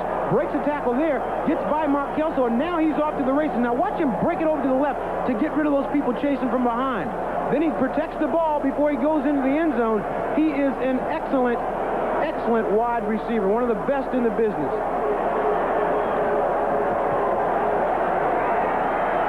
Now the point after try by Stoyanovich is up and good, and the Dolphins are right back in it. They're down by 11, but that's not a lot when you have Marino and Clayton. 7:19 to go in the third quarter. In a world of distractions and unexpected turns, a car should be like a friend. Denny Lynch of the Buffalo Bills, Ahmad, just handing us a sheet here that they've set a new single-game attendance record, 80,422. Tickets distributed, that's tickets sold. 214 did not show up. I wonder where those people are. Well, hopefully they're watching. That's right. It's a great game. Miami's back in it, though, on the 44-yard touchdown pass play from Marino to Clayton, and Kenneth Davis downs the Stojanovic kickoff in the end zone. And the Bills will go on offense first and 10 at their 20. This is the marks of a great receiver. A lot of receivers can catch, but what sets you apart from the other people is if you can run after the catch. Mark Clayton, Kirby Jackson missed him. Then he gets by Mark Kelso. Now watch him just start to weave a little bit to get away from everybody else. Nice move right there. Then he covers up the ball as he goes into the end zone. Mark Clayton. Ever since we saw him beat Mark Gastineau in the weightlifting on the Superstars on NBC Sports World. One of my favorite guys. You knew this was a rare athlete. And smart. You see, we used that seal block off quickly on. Here is a handoff now going to Thurman Thomas, who is stuck at the line of scrimmage. So the big play on offense may have ignited the Miami defense, which has had trouble shutting down the run. Jeff Cross, 91, with a hard stick on Thurman Thomas. Another note on Mark Clayton. He has such athletic ability. He can stand right underneath a basket and jump up and dunk two-handed. Well, he goes over that. What is that? 10 or how high is that wall they go over in the obstacle course? 10 feet. He doesn't even use the rope. He just jumps up and catches the top of it. Hand off to Thurman Thomas, cutting back across the 20, and Thomas is out to the 31-yard line. On a second down and 11 play, he may have a first down. John Offerdahl knocked him down for the Dolphins. Squish the fish is the banner you see around Bill's Stadium, Rich Stadium. Hugh Green, number 55. Thurman Thomas makes his play. Now, Hugh's got to protect Thurman Thomas from going outside, so he plays it all the way outside. Thurman cuts back up inside and still gets through for the first down. He is such a great... He makes all the blockers better because he utilizes blocking as well as anybody I've ever seen. I keep comparing him to Walter Payton, and if he plays long enough, he may be up in those numbers like Walter Payton. Back to the run into Thurman Thomas. On a first down carry, he takes the ball out to the 35-yard line, and he also runs the clock. He's kept that Miami defensive out on the field a long time today, this Buffalo running game. Yeah, they're wearing him down, just pounding at him. And Thurman Thomas again. Now watch how he just sort of, he's taking his time. He gets up in the hole, then turns on a little bit more speed. And when you just start pounding the ball all day at a defense, sooner or later they're going to get tired, and that's when the big run's going to go. Thurman Thomas, 17 carries, 138 yards, 128 yards. He'll be at 138 soon. Career high already, and he's going to build on that with a long time to go. We're in the third quarter, 21-10 Bills. Hand off to Kennebrew. He breaks it, and Kennebrew takes on... Look at this. Unbelievable. He's down to the 24-yard line.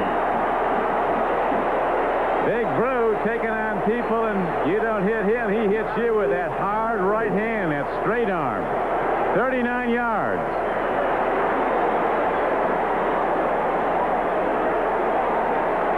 Whoa, a face mask call. You're going to get Brew on it, I think. On the run, he tried to stiff arm. Now, this is just a quick popper. That's another cross buck right there. Yep. Kennebrew just breaking into the secondary. Now, watch him switch the ball into his left hand. Oh, yeah, he's got a face mask. Illegal hand. Number 28. First down.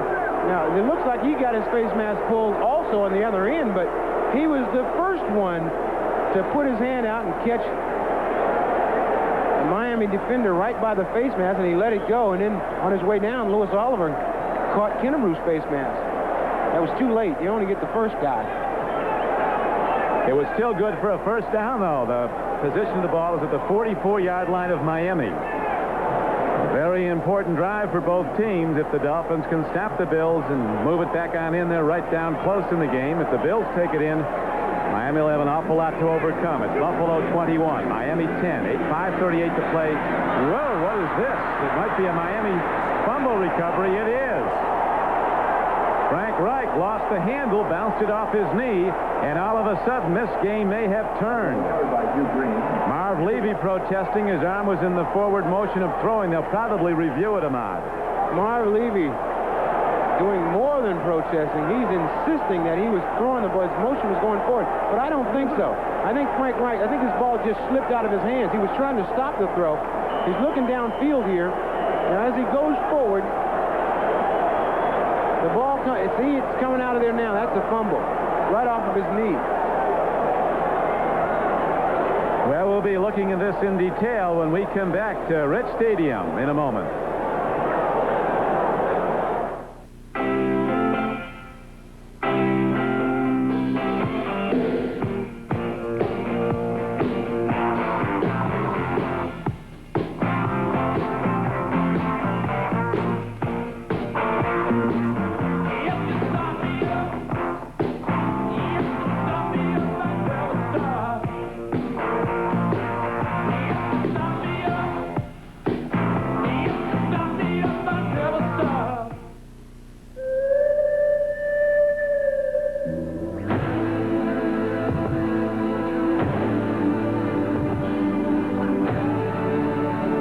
Now that you know what it feels like to move in the MX-6 Sports Coupe,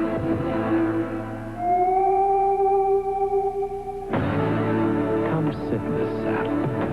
The MX-6 from Mazda.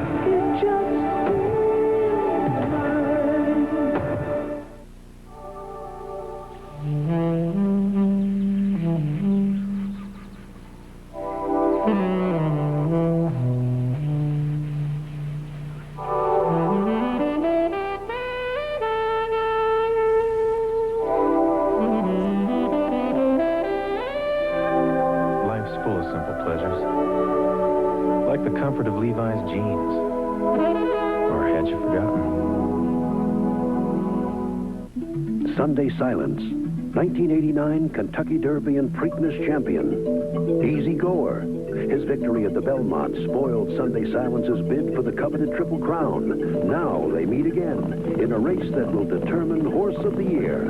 The Breeders' Cup, next Saturday on NBC. Frank Reich here on this play actually lost the ball a couple of times. Now, as he goes to go forward, he's starting to lose it now. Then he touches his other hand, then off his knee. I think his arm was coming forward.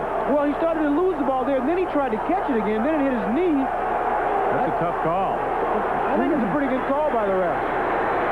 Here's Marino throwing downfield, and it was almost intercepted by Darrell Talley, who had a free play on the ball but couldn't hold on.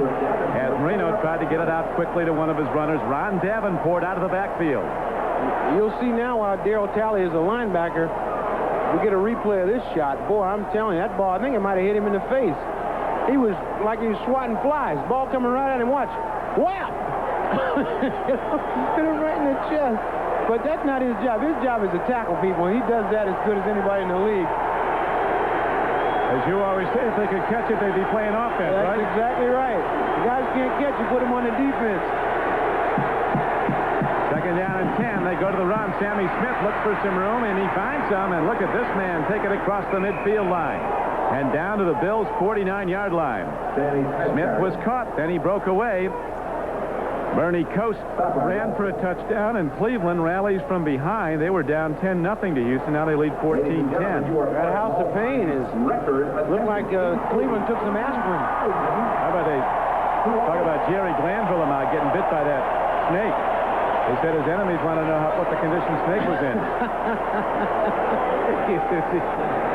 The House of Pain. It's a state of mind, he says. We take it on the road. But they've Excedrin up for him, look like in Cleveland now. 3rd and 2 for Marino and the Dolphins. They go to Smith. And Smith looks like he might be there. He had to get down to the Bills' 47-yard line. Darrell Talley on the bottom of the pile again.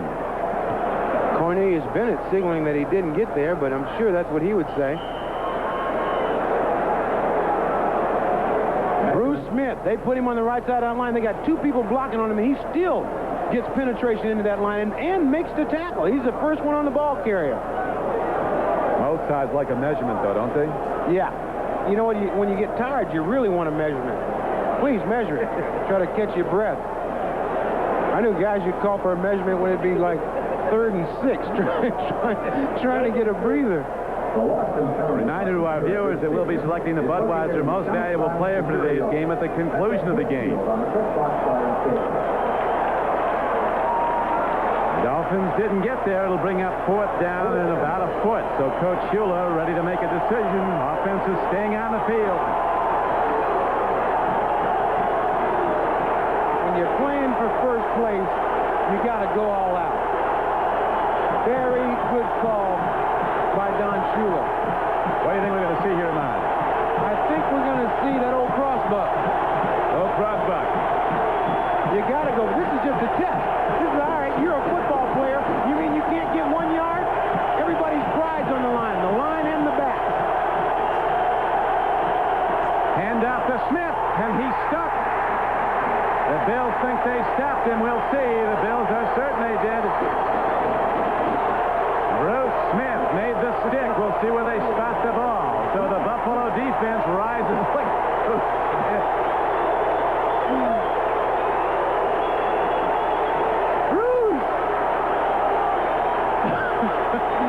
Bruce Smith stalking the field. We're talking about the real thing right there, sports fans. Coach Shula has seen a lot of great ones.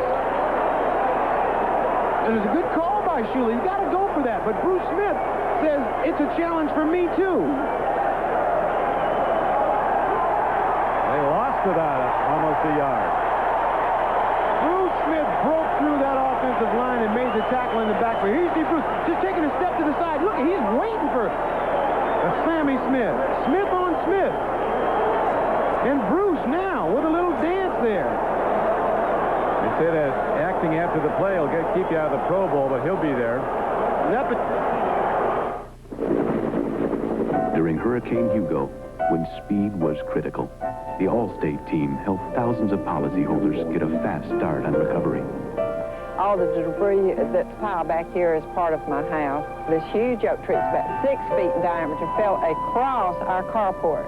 And thank you hopefully so that'll much. take care of it for you. Thank you. Thank you so much. I appreciate it. Allstate's been so good to me.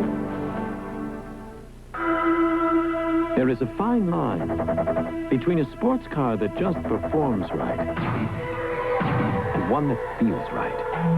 A distinction you'll instantly understand when you drive the Mazda RX-7. Because suddenly, driving becomes instinctive, and the RX-7 is simply an extension of yourself. The RX-7 from Mazda. It just feels right. There's a motor oil that talks about quality. Always has, always will. Well, Valvoline makes the highest quality motor oil recommended by any automobile manufacturer. Oh, yeah, unlike the competition, Valvoline now has a $2 check that works just like cash when you buy 6 quarts or more of Valvoline or get an oil change using Valvoline. Look for your Valvoline check in magazines or your mailbox. People who know, use Valvoline. Jack A is an ordinary waitress. Says who? Jack A is an extraordinary spot. How do I do what I do? Jack A is 2 twin sisters. I am not. Oh, yes, you are. Trading places to trap a 2-timing man. Did that make any sense? It's a Whack A Jack A world premiere. That girl. Jack A wants to double your pleasure tonight. Bruce Smith making an excellent play. Steps to the right side of Jeff Dellenbach, gets into the backfield, and catches Sammy Smith before he's even able to jump. So the Bills defense gives the Buffalo offense excellent field position, and they go to the run. Here's Thurman Thomas breaking into the Miami defense on a first down carry. He's down to the 47-yard line. Bruce Smith, a game ball winner last week, along with the offensive lineman of the Bills, because they ran the ball so well against the Jets. They ran 52 times against the Jets last week. They could run 50 times against the Dolphins today. They're in the 30s now, well into the 30s. Bruce, my man, I've run out of things to say about you, babe. He is just awesome. To say the least. An overpowering force. Now it is 2nd down and 5 for Buffalo. And off the Kennebrew, he finds some room. Dolphins hitting hard on the ball, but they can't free it. And And it's advanced now to the 43-yard line. Fans of the Miami Hurricane may remember Frank Reich back in '84. He quarterbacked the University of Maryland against Miami in one of the greatest comebacks in college football history. The Canes led 31-0 at the half. Reich came in the third quarter, quarterbacked 6 straight scoring drives. And this was a Miami team quarterbacked by Bernie Kosar the season after they won the national championship. And Maryland came back that day to win from 31-0 to win 42-40 behind Reich. He was then drafted in the third round by the Bills, played virtually not at all his first 4 years in the league because of the injury to Jim Kelly getting his shot as Thurman Thomas runs on third and short, and it looks like he has a Bills first down. William Judson makes the tackle for Miami. He has such great cutback ability. On this play right, this is a play for no yardage. Watch Thurman Thomas as he stretches the play towards the sideline and then breaks it back up for the first down. Right inside Judson, and then still powers his way to the first down. That is excellent running. Such an unassuming young man. Run into him in the parking lot, you might wonder what he does. He does everything on the field. He runs, he catches, he blocks, picks up blitzes. And he gets a bag of popcorn for me today. For sure. First and 10. This is Kenneth Davis in the game. He can cut back. On first down, he takes it close to the 38-yard line. Dolphins giving up the rush yardage much more grudgingly now in the third quarter, which is slowly winding out. We're down to 148 and running in the third quarter. Oilers come back to score, and they lead the Browns 17-14.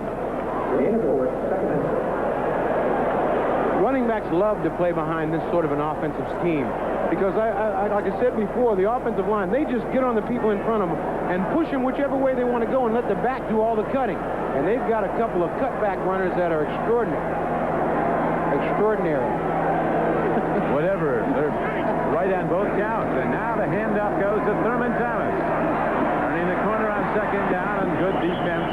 Coming up to make the play was the rookie free safety, Louis Oliver. Probably the biggest free safety in the NFL at 6'2", 225. One of the strongest also. Andre Reed is a guy that we have not heard much from today. He had a nice little cutback block there, but he hadn't caught many passes, if he's caught any. I don't think he has a catch all day, Ahmad. As you look at the schedule next Sunday on NBC Sports, NFL Live at 12:30, the Dolphins will be home to play the Indianapolis Colts. Buffalo goes to Atlanta for an interconference game. Cleveland at Tampa Bay, and then the doubleheaders, the Steelers and the Broncos at Denver, or the Bengals and the Raiders at Los Angeles. That's Sunday on NBC Sports. Third down and 5 as Reich stands in, gets time, throws and makes the connection. But the Miami defense is there to shut it down well short of the first down. Jarvis Williams, the strong safety, made the play on Flip Johnson. And you're right, Ahmad. He does not have a catch today. Andre Reed, leading catcher in the American Conference, coming in with 48.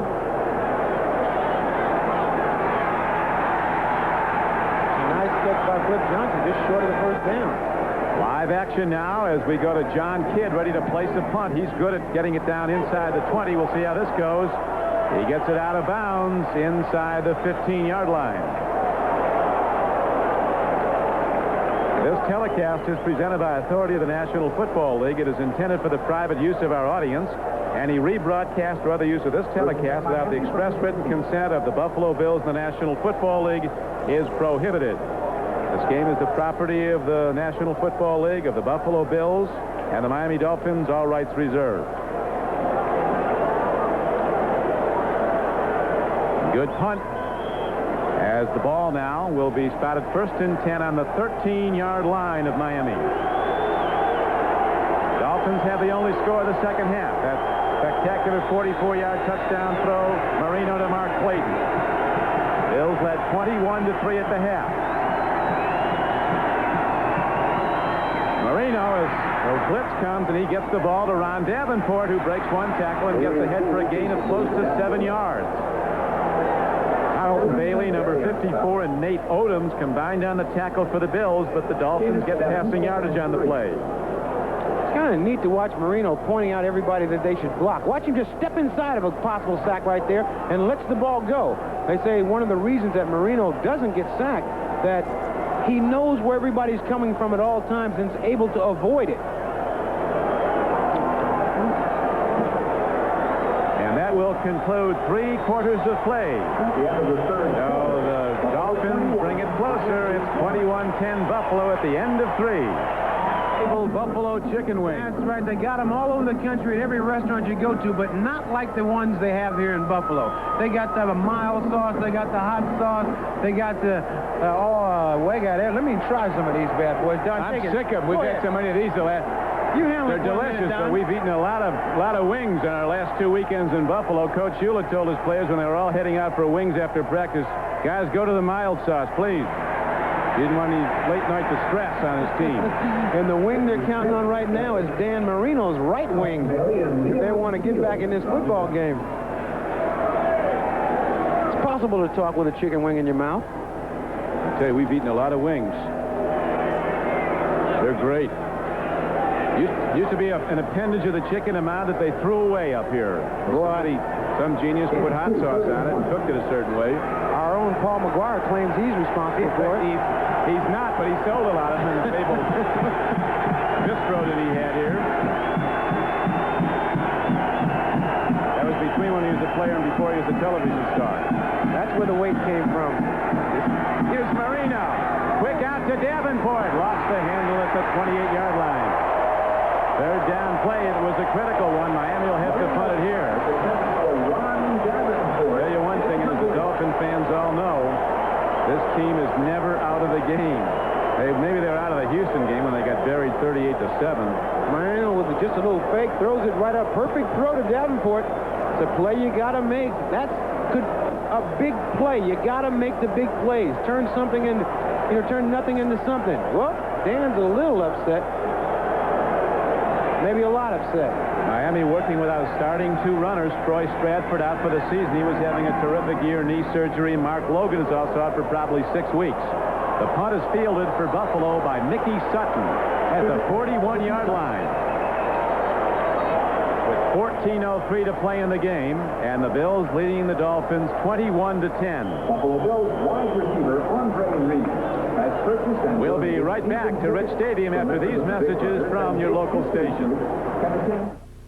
It's the premiere America's been waiting for. Touché, Kuzak. Go to your Toyota dealer today. And now about the soap on your window. Join me for Goal to Go, the post-game show immediately following today's Bills game. Sunday silence. Bills go to the run as Kennebrew takes it to the 45-yard line where Opperdahl knocked him down. Rushing today, there's Ronnie Harmon, who will not play again today, was injured in the first quarter. That shoulder injury you talked about, Ahmad. Ronnie looking rather dapper. Yeah, he got the lid. He gets the hat award. That lid, nice earring. Bills have rushed the ball 38 times today for over 240 yards, averaging 6.5 yards a carry. Miami has only 47 yards rushing, 2.7 a carry. But they have the passing game. Here's a throw and a catch to McKellar. He's in open field and crashes down to the 33-yard line. Lewis Oliver makes the tackle. This is what you can do when you have a running game that makes those linebackers come up and play very close to the line of scrimmage. They're right almost on the line of scrimmage. McKellar with just a little crossing pattern catches the ball and shows he can run pretty well too. B-52 Bombers. Oliver comes up there and makes the stop. Keller, 2 receptions for 36 yards. And very big receptions. Yes, they have been. They always come at a time when you catch those Miami linebackers up on the line of scrimmage trying to stop Kennebrew and Thomas. Bills have built this team with very astute drafting. They got McKellar in the 9th round out of McNeese State 2 years ago. They think he could be a standout. Tremendous speed for a tight end. Thurman Thomas looking for room to weave. Dolphin linebackers pursuing down the line. They cut him down after a gain of about 4. Ernie Kosar just threw a 77-yard touchdown pass to Webster Slaughter. The Browns have come from behind to lead the Oilers 21-17. Big divisional game in the AFC East. New England rallies now and has tied the Colts at Indianapolis 10-10.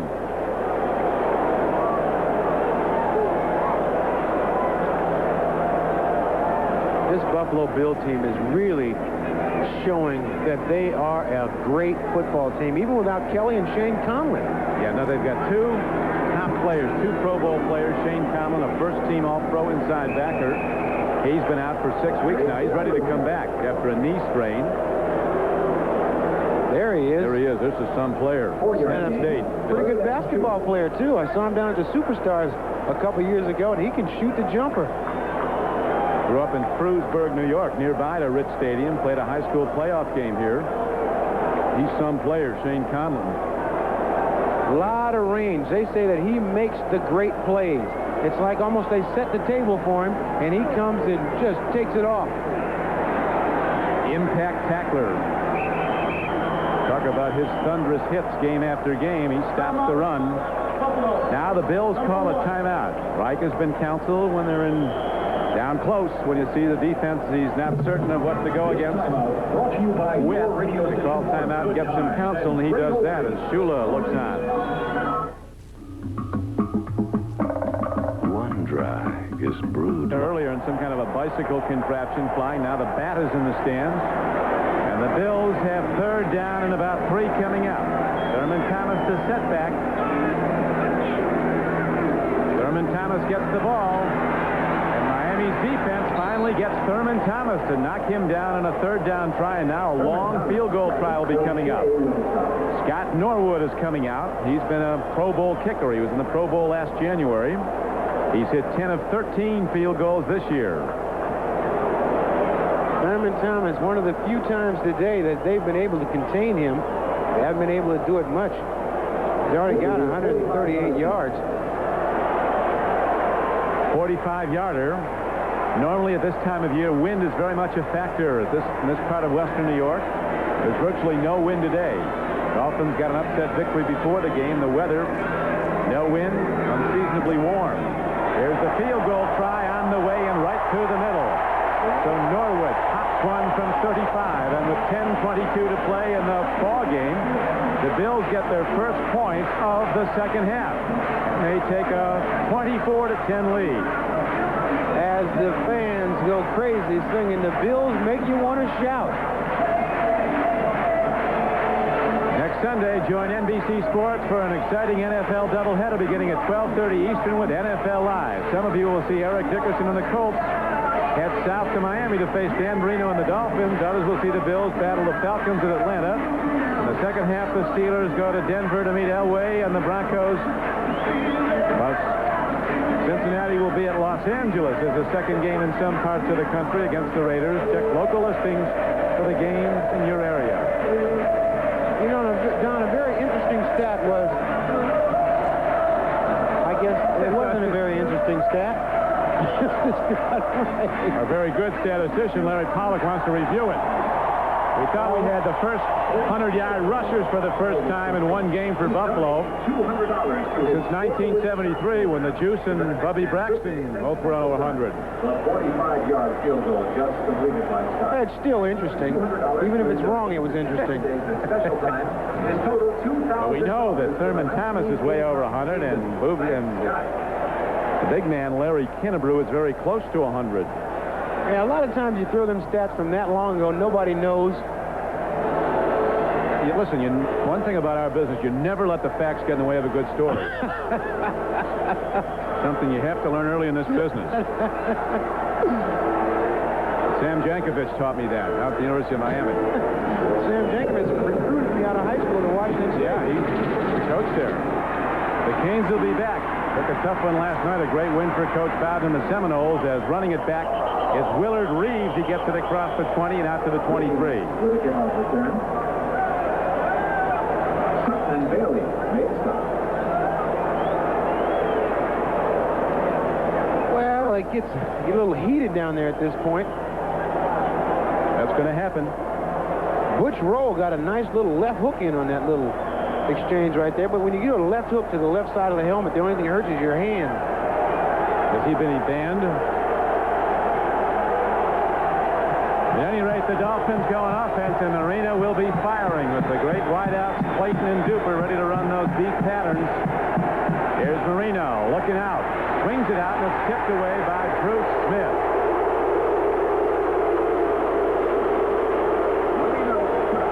couldn't do something wrong if he tried today. He sticks a hand in the air and he almost intercepts. The only thing Bruce Smith hasn't done today is sell popcorn up in the stands, because he's done everything else. Knock balls down, hurried throws. Bruce Smith, watch him come in putting pressure in, try to throw over him, he knocks the ball down. Hold the ball too long, he tackles you. You try to run the ball, he makes the tackle. Two-time Pro Bowl selection. I guarantee he's on his way to his third time. Marino on 2nd and 10, and they'll get him. Cornelius Bennett. 23 years old. Last year, in his first full season in the NFL, he was a consensus first-team All-Pro. From the Crimson Tide of Alabama, Cornelius Bennett. They have sacked Marino 2 times a day, but Cornelius Bennett, you know, you don't hear about him for a long time because you know everybody's running away from him, but he's relentless. And right here, he shows that, hey, sooner or later, I'm going to get you. You can pay me now or pay me later. But you're going to pay sometime. Biscuit, Cornelius Bennett.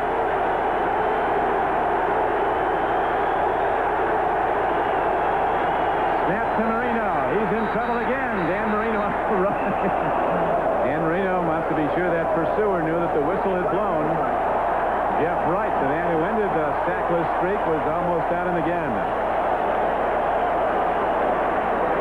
Jim Jensen was another who said, we didn't even enjoy our win over Green Bay because we were looking so much to beating Buffalo.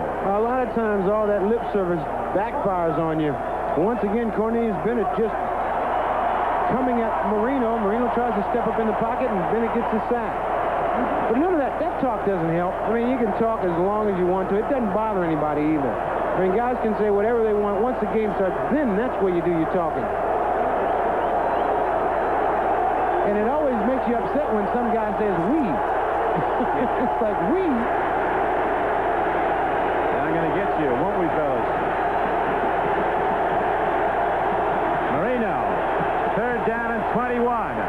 In trouble again, and Marino sidearms the ball. It's incomplete at the 35. A masterful effort by Marino just to get it away. He had almost made a connection to Mark Clayton as the Bills were on him again. Cornelius Bennett and Bruce Smith, the All-Pros.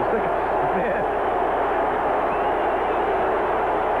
Dan Marino showing his mobility. He steps up inside the rush. Watch Bruce Smith still coming down on 78, and he gets him just as he lets that ball go.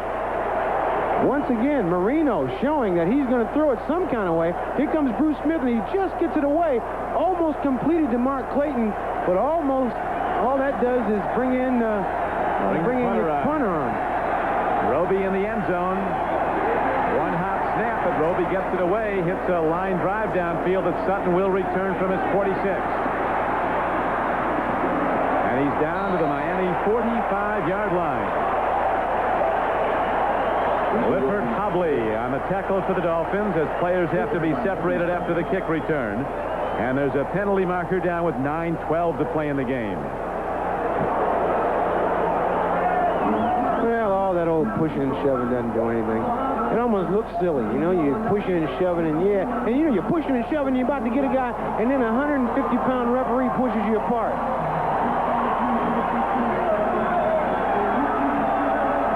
Going to be against the Dolphins.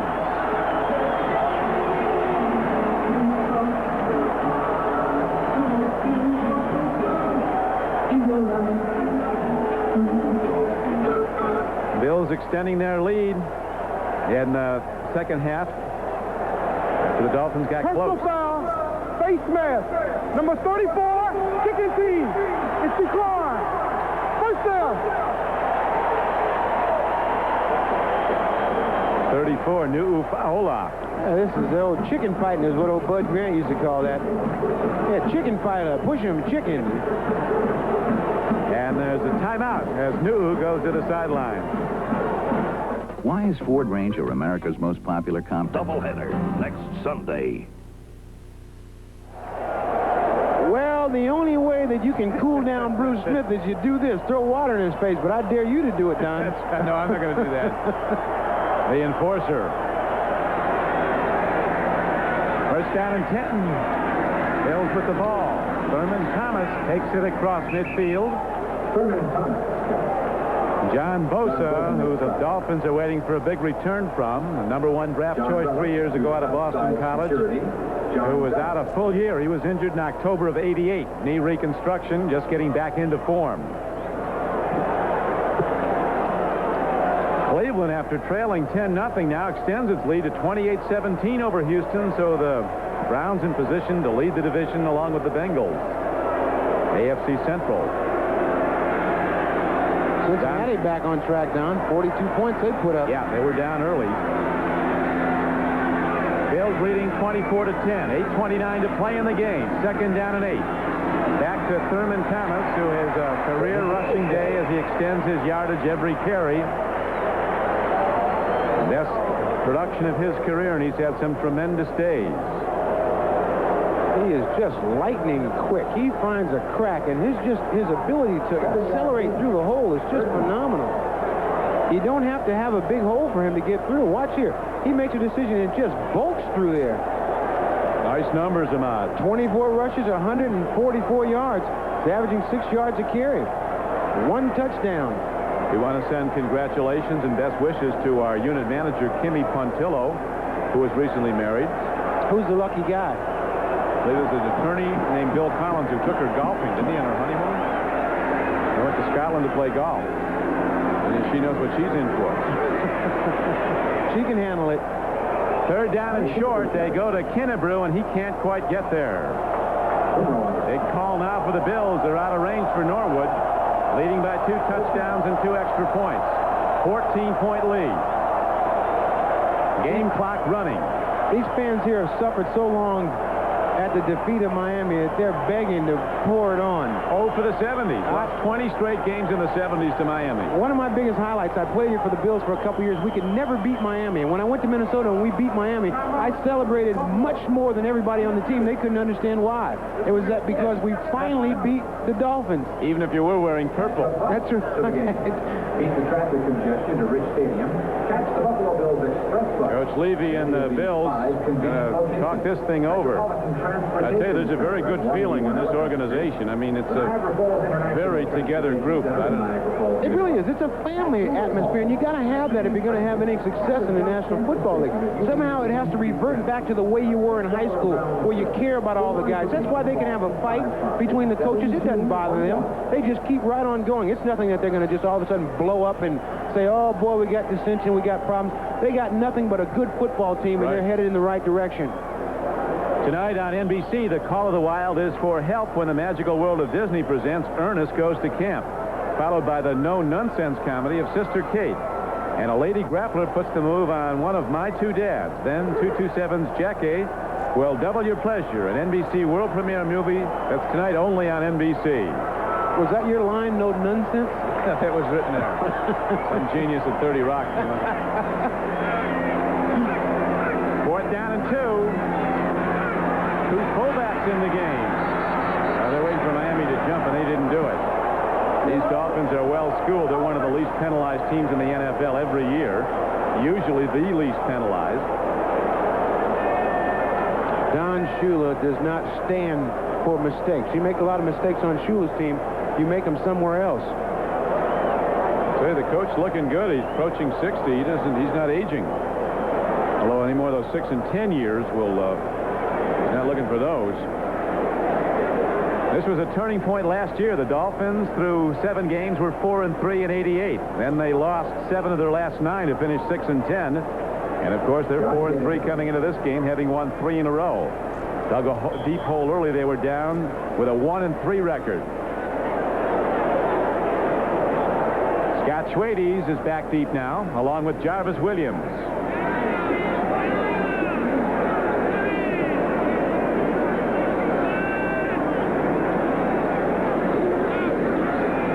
Kidd stands in, hits a high punt. Well placed. It forces Schwades into a fair catch at the 9-yard line. Scott Schwades from Syracuse coming off the injury list. Back in action, a 33-yard punt by Kidd, and no return, as you see. The Dolphins down 24-14, or 24-10. Miami down by 14 points with 6:56 to play. The Bears start to get it together. Now they lead the Rams 17-3. New England has taken a 3-point lead on the Colts. If that ever held up, and Buffalo beat Miami, the Bills would have a 2-game lead in the AFC East heading into the second half of the season. Those big numbers by the Bengals you're talking about, Ahmad. Cincinnati with 42 points. Marino on first down just gets it away, and it's a bit high as Dan Marino is under pressure every single throw. Bruce Smith got him again. He took out the tackle also. Ronnie Lee, he's banged up. It doesn't make any difference to him. He's getting knocked down nonetheless. So Ronnie Lee is attended to by the Dolphin trainer. Louis Cheek will come in. Spectators are reminded that it is unlawful. The Dolphins will be back home at Joe Robbie Stadium next Sunday to play the Indianapolis Colts, who at the moment are losing to New England 13-10 at Indianapolis. Now we're told about this is the 6th time in Bills history that 2 backs have rushed for 100 yards in one game. I knew it would become interesting sooner or later. You have a long list of Dolphins when they had Kick and Zonka. Scheduling seems to be with the Dolphins the rest of the way. The Colts at home, then they play the Jets in New Jersey. The Jets at the moment can get arrested. Neither can Dallas. They couldn't score against a strong wind the way they're playing lately. And Dallas doesn't win at all. Marino under pressure as Bennett came hard on a blitz, and Dan Marino had to trigger his throw early. A lot of their pass plays are timing routes that Dan has to make a decision to fire and hope that the receiver makes the same decision. That one just misfired a little bit. Bills go to Atlanta, home to play the Colts, and at New England. Then they come home Thanksgiving weekend to play Cincinnati. Tough one at Seattle. New Orleans here. New Orleans is coming team right now. Then at the 49ers. Finally at the Jets. When you're playing well like the Bills, it doesn't matter who you play. Here's Marino on a sprint out on 3rd down and 10. Throwing a catch to Clayton, and he's ahead for a first down. And finally stuck hard by the Warrior. The Warrior's selling those T-shirts around.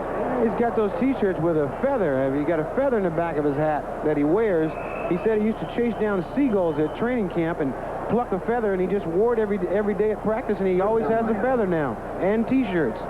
Some serious speed chasing down those gulls. That's right. They were flying when he got them. That's a leaping ability. Nate Odoms, one of the Bills' best defenders, banged up. Young player from Wisconsin having a tremendous season. 3 interceptions already, but his coverage has been among the, you were pointing out, there's this better cover guy right now in the conference. You know, he's playing so well. You know, you think you can beat him because he's got that unorthodox style. As soon as you try, that's when he starts knocking balls down. Now a 5'7", 160-pound corner is in against him, and that's where Marino will probably be going. He's taking Duper. The lower portion of the screen, his name is Chris Hale, but he can dunk a basketball.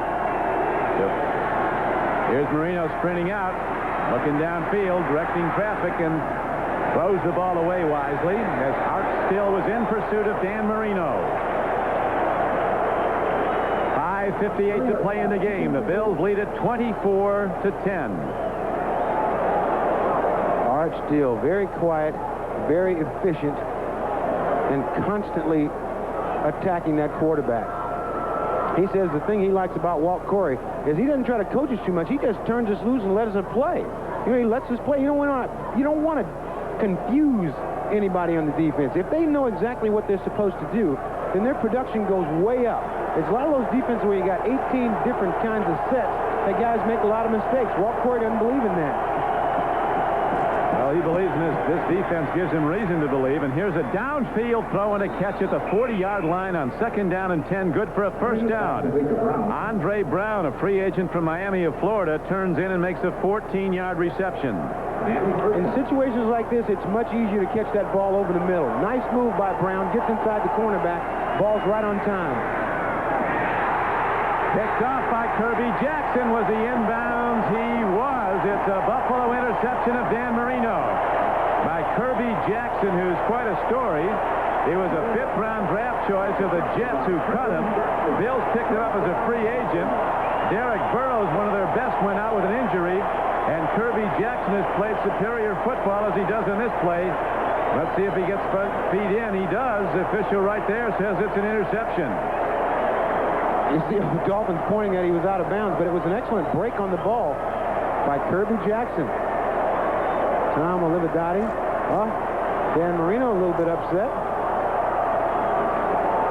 He expects those receivers to come back to the ball. You don't come back to the ball, it causes an interception. Spotters Michael Gluck and Pete Fearley. It was Andre Brown, the intended receiver. Now the Bills will go to the run as they put it in the arms of their fullback Kennebrew, and he takes on tacklers down to the 36-yard line. Yep, Cross tackled him, but the Bills now in possession of this game as long as they can run the ball and keep it away from Marino. Their offense is just awesome. They pound that ball and pound that ball away from you. The moment you bring those linebackers back, they hit the tight end right behind the line of scrimmage, and they just keep coming at you. I think when you have a guy like Thurman Thomas constantly putting pressure, it's very hard to contain that Buffalo offense. Kennebrew got 77 last week, Ahmad. He's up that this week. 18 rushes, 110 yards, and Lewis Oliver limping out a little bit. And if you give Brew the ball 18 times, 20 times in a game, you're going to get a lot of people limping out of the game because he really brings it when he carries it. Bills, Ahmad, now have their run total up to 45 rushes in this game. And Don Shula used to do this with Larry Zonka to everybody in the league. They brought that running game in here, and they just pounded you and pounded you and pounded you, and there's really nothing you can do. You can't keep the ball very long, and anytime you make a mistake, you give it back to an offense that's just going to pound it and get those long drives again. There's some offense, wasn't it? Old Chicken Little out in front. Yeah. Reese gives this Zonk. Kick, Murphy Morris. Kennebrew runs the ball inside the 35-yard line. Harvey Green of the Dolphins was pointing out yesterday the prolific touchdown production of Dan Marino, and Greasy, who's probably going to be a Hall of Famer, hasn't been voted in yet, but he passed his career touchdown mark in less than half the time. Now that's an excellent stat. Excellent stat. Yes, we see that. Our producer's telling us we see a fight, and we see it right there. That's not much of a fight. It looked like a pushing match to me. It's absolutely nothing. You end up getting a penalty or getting yourself hurt. We'll back you up over the pile. Greasy played 14 years. This is just the 7th season for Marino, and he's over 200 touchdown passes. Nobody in football has ever come close to that production. I have never seen anybody with the release, with the accuracy, and I saw Joe Namath play many times, but Dan Marino is just in a class by himself. He's had so much pressure on him. He's had to do it all by himself the last few years. All the numbers he's racked up, he's done it without a defense. And he's such a competitive guy. You know, you get those kind of numbers, they mean nothing. He wants to win a football game. That's why those interceptions don't bother him. It's like, I'm trying to win a game. You know, I'm not concerned about my statistics. I'm trying to get out here and win a doggone game. Put it up 35 times a day. The Bills have sacked him twice. And very nearly a lot more than that. They've forced a lot of errant throws. 2nd down and 9 coming up. End up to Kennebrew. And he's out of bounds at the 25-yard line, stopping the clock with 3:23 to play. For a nightmare for a cornerback is when you got the wide receiver blocking on you, and you know that if you shed that block by the wide receiver, here comes a 260-pounder going about 9'9" right at you. That's when you want to, you want to stay on the block. Look at that. 48 rushes, 8 passes. 8 passes. That's some graphic. It really is. The other graphic is 24 to 10. Yeah. That's the one they pay off on. That's right.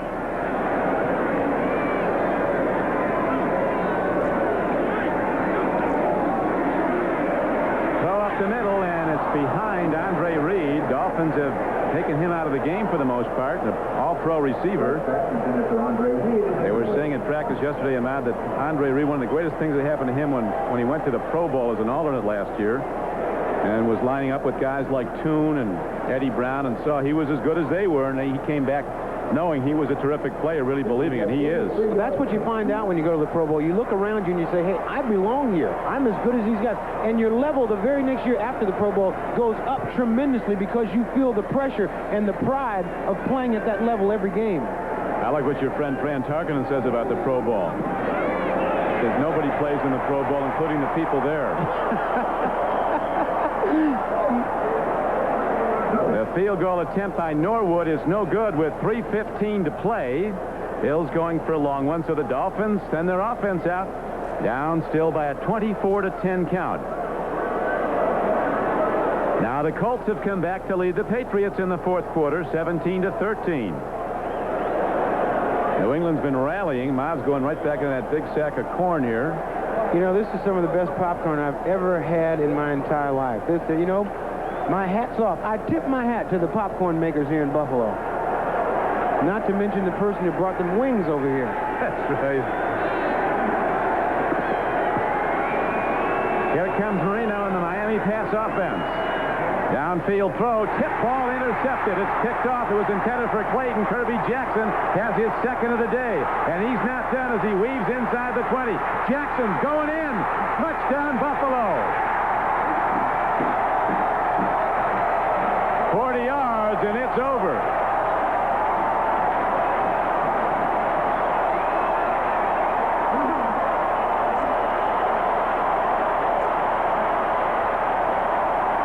That's the free agent that the Jets cut.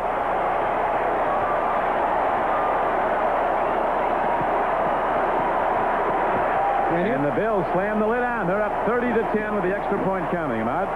If that run wasn't a woo-wee, it was certainly a woo. Yes, it was. I think that was a woo-wee. I'm telling you, he broke a lot of tackles. I think 2 or 3 times they thought he was down, and he kept running and showing his ability as a runner.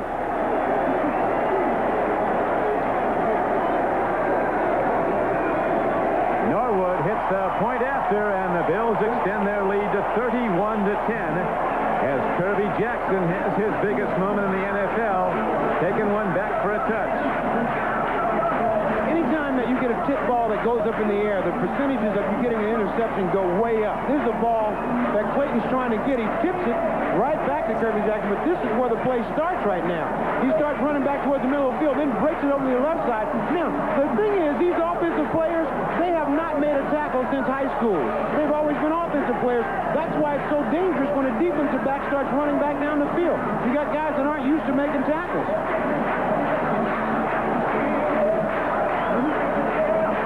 And they're shouting in Buffalo.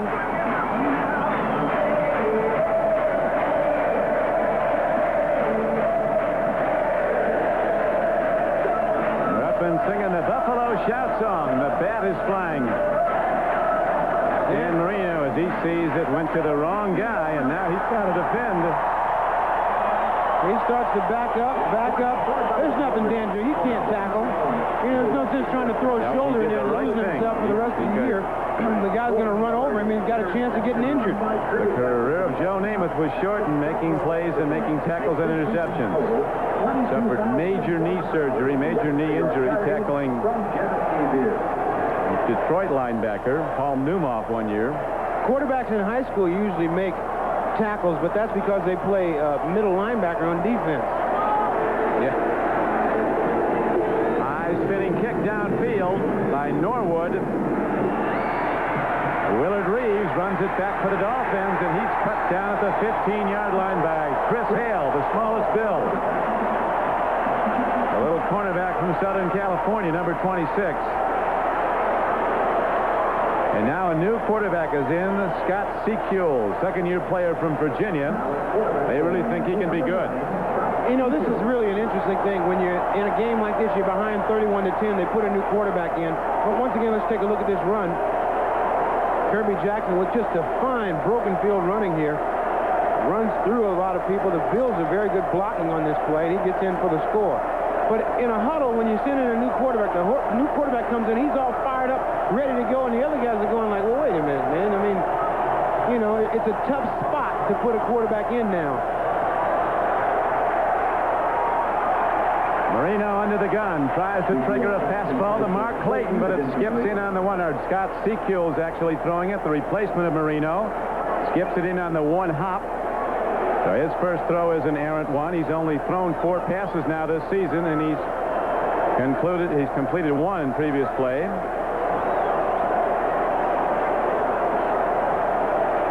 sack doctor got a hold of him, Leon Seals, just after he released the ball. Marino suffering 3 interceptions today. Threw for 1 touchdown. Was sacked twice. Sequels on the run. Dumps it short again, trying to go for Jim Jensen. And Sequels gets a chance to meet Bruce Smith and Cornelius Bennett. They're saying hello and welcome to the NFL. Sequels just in a tough spot trying to make something happen. And Marino would steal those competitive juices flowing over there on that sideline. When he came in, he said, "This is a big game, boy, we've got to play." He was so fired up before the game, and I'm sure he's just so disappointed right now. He'll be back. Now the Dolphins are going to look to see what Sequels can do. Played under George Welsh at Virginia. Very strong arm. And he makes a connection as he gets the ball out across the 20-yard line. Mark Clayton made the catch. Game clock down to 2:30 to play, and it's stopped on the incomplete pass. 4th down comes up now for Miami. Sequels just lucky to get this ball off, because the moment he lets it go, watch number 55, Cornelius Bennett. Treated him rather well. He could have given him the helmet. He could have. He could have popped him a little harder than that, but Cornelius being a fine young man. Yes, he is. He's going to be around a long time, Cornelius Bennett. Never comes off the field. He's in on rush downs, pass downs. And he wants to play tight end. Yes, he does. Bills are loaded with blue-chip players. 7 Bills were in the Pro Bowl last January. That Pro Bowl really does magic for the confidence of your football team. When you make the Pro Bowl, you realize that everybody else in the league realizes that you're a good player. It's something you've been telling yourself all along. All of a sudden, it's reinforced by you getting voted into the Pro Bowl. And then you got to play up to it every week. Well, you've been there a number of times. Next Sunday, NBC Sports has an exciting NFL doubleheader beginning at 12:30 with NFL Live. Then some of you will see the Colts go to Miami. Others will see the Bills meet the Falcons in Atlanta. Then the doubleheader games, the Steelers and the Broncos at Denver. Cincinnati goes against the LA Raiders. 2:12 to play.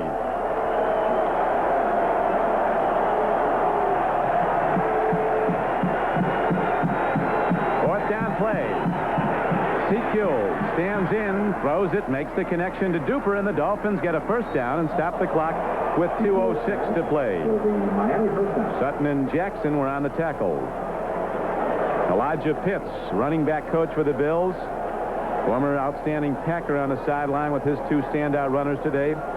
First, we're going to look at Sequels fire the ball on an out pattern. Duper makes the first down catch and gets out of bounds.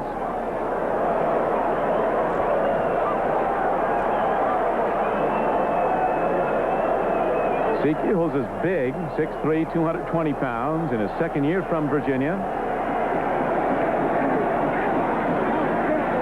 Downfield throw, and Clayton catches one that came in quacking. Almost end over end, but got where it had to be. 1:58 to play. The 2-minute warning is given, with the Bills leading the Dolphins 31-10.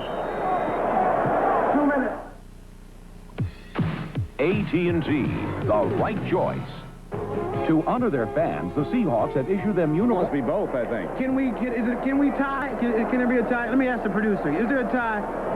There's a tie. Both of them most valuable players today. All right, so we have co-MVPs today. One representing a standout defense, All-Pro Bruce Smith, and the young running back Thurman Thomas, who had his most productive day. Time for the Most Valuable Player Award, sponsored by Budweiser. Today's MVPs are Bruce Smith and Thurman Thomas from the Buffalo Bills. Budweiser will make a contribution to the United Way on behalf of all the MVPs selected in today's games. Announced today. Yeah, you can't. They were so strong on both sides. And I'll tell you, Elijah Pitts congratulating Frank Reich on the sideline. Everybody is. He played a very sound game, didn't throw it often, but he did not make the big mistake again and hit the big play. And now Sequels rolls out, lets a long ball go. That's offensive interference. That's a touchdown. The ball was caught by Andre Brown, the rookie from Miami of Florida, but he crashed into Mark Kelso, but apparently it was ruled they were making a play for the ball. Obviously he was if he caught it. He was making a play for the ball, but I thought he ran out of bounds on part of this pattern. Watch his feet. No, he stays in bounds. This is a great play on the ball. Great play on the ball. That's what you want to do. You want to go to the ball aggressively. He hit Kelso right in that big hat of his. That's right. The height didn't help him on that play. This guy's the player. I tell you, the Dolphins got some here in a free agency. I can't believe Miami keeps putting out those kinds of wide receivers year after year. Stoyanovich hits the point after, and with 1:50 to go, the Dolphins score, but in all probability too little too late, as they're down now 31-17. Penalty markers down on the point after, but it's against the Bills. Put it on the board. Boy, I tell you, this bit. Illegal substitution. 12 men on the field, defense. The extra point is good. We'll penalize on the kickoff. Thank you, referee Johnny Greer. The penalty will come on the kickoff as Andre Brown gets in the end zone. He looks like a player. He certainly does. This is just a great throw and a catch. CQ is rolling out, giving the receiver time to get deep. And then Andre Brown, showing his leaping ability here, just goes to the ball. This looked like great you, Ahmad, play. that Viking miracle game. I did that once in a dream. Andre Brown. Great catch. Maybe got range, 6'4" almost. And runs well. And the thing is that you can't really judge is his ability to go to the ball once it's in the air. Cleveland Browns, who are down 10-0, have rallied to beat the Houston Oilers 28-17. The Bears leading the Rams. Now New England has come back to lead the Colts 20-17. That one's gone back and forth. One of the strangest teams in there. I can't figure them out. Just when I think they're not going to do anything, they come back and do everything. How about Cincinnati? They were down in this game. They scored 56 points. They did everything. Yeah. Be an interesting second half. Dolphins aligned for an onside kick. Stoyanovich bounces it downfield. The hands team is out there. Nicely done by Metzlars, number 88, who was a first-team Division II All-American basketball player. He's 6'7", at Wabash College in Indiana. He goes up high and comes down with the rebound. And last week I was talking about his son. They call him Repeat. Pete and Repeat. Pete being 6'7", his son is only 6 years old. I thought he was 12. His son's 6 years old and about 5'11". That's the guy, Metzlars, who plans eventually to move to offensive tackle when he loses a little off his fastball and has to move inside. He's a very good blocker. He's got excellent hands also, too. He just doesn't have the speed, that long-range speed, but he can certainly catch those little ball control passes. Caught 49 one year, their leading receiver. Handoff goes to Thurman Thomas, who is just turning out those yards big time. Dave Aarons makes the tackle for Miami. A gain of 2 seconds and 8. 1:42 to play, and there's a timeout on the field with the score: the Bills 31 and the Dolphins 17. When I grow up, I'm gonna make my mama proud and design cars just like that Ford Taurus, or maybe a Ford Pro. My brother says all his successful friends drive one. Ooh, I've got to design a car like Miss Jackson's Mustang. I'll be rich and famous. That's not supposed to be a car, is it? Oh, well, back to the drawing board.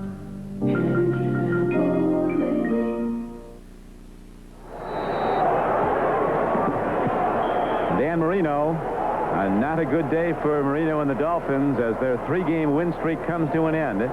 And they'll make the turn to the second half of the season at 4-4, trailing the Bills 31-17 with 1:42 to play.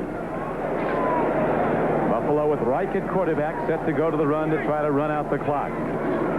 Thomas. Everybody's a coach in the stands, but I think I might have Thurman sitting down, getting rested for next week. You'd look good in a coaching hat. Another timeout called by the Dolphins with 1:31 to play. The fiber that's pound for pound, 5 times stronger than steel, and is used in... These These are its hardest working parts. The uncompromising mechanics of American Airlines. Bills fans are chanting, "We want Reed." Andre Reed has a consecutive games receiving streak. I think it's up to 47 now.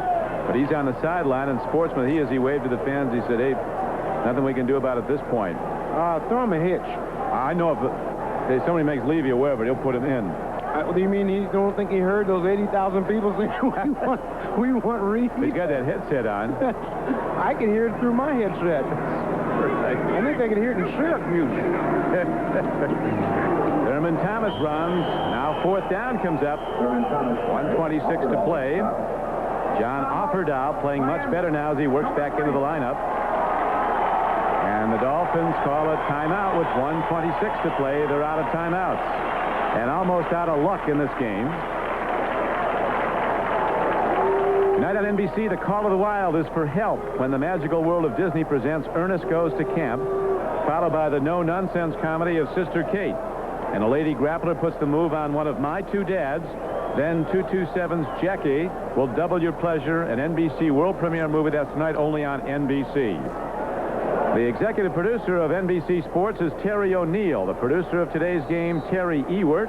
Director, Ted Nathanson. Associate Director, Ray Benassi.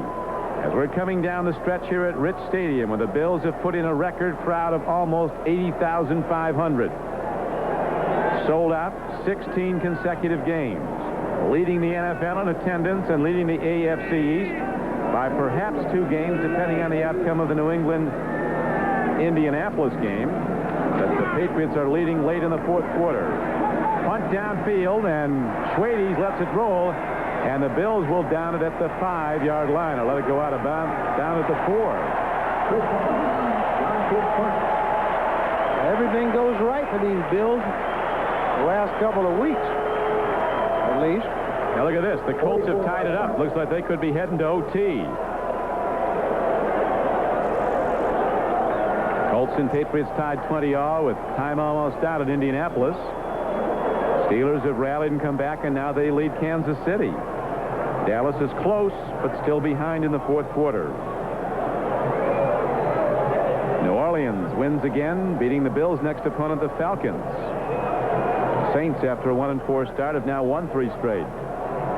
And we saw them get back on track a few weeks ago. Then they blew out the Rams last week on the road.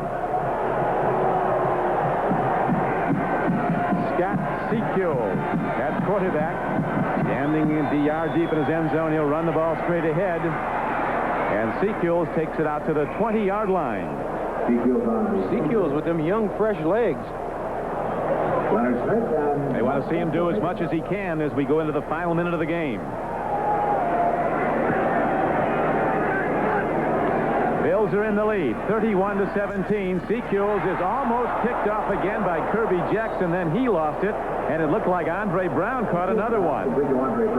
Previous reception for Andre, you remember, was the one he took away from Kelso in the end zone for a touchdown. He had his eye right on that one. Once Jackson knocked it up in the air, Brown stayed with it and made the reception. Downfield throw, and it's too long for everybody. Nearest to it was Nate Odom to the Bills. 28 seconds to play. 3rd down and 4 arises for Miami. They've got no 15-point plays in their weaponry. No, Jeff Wright in there. He's the guy that broke that streak by Marino of not being sacked in 19 games, and now he gives the same sort of a welcome to Jeff Sekiel. Sekiel setting up in the shotgun now at the 21-yard line. 3rd down and 4 for Miami. Dolphins trying to make one more strike, down by 14 points. Here's a throw. And once again, Andre Brown is open off the flank. And a nice throw by Scott Sekiel. He fired it right on the money. Brown's a heck of a target. Oh, big rangy guy like that. That's all you can ask for. You can throw the ball. You got a lot of area to throw it when you got a guy that has that kind of range.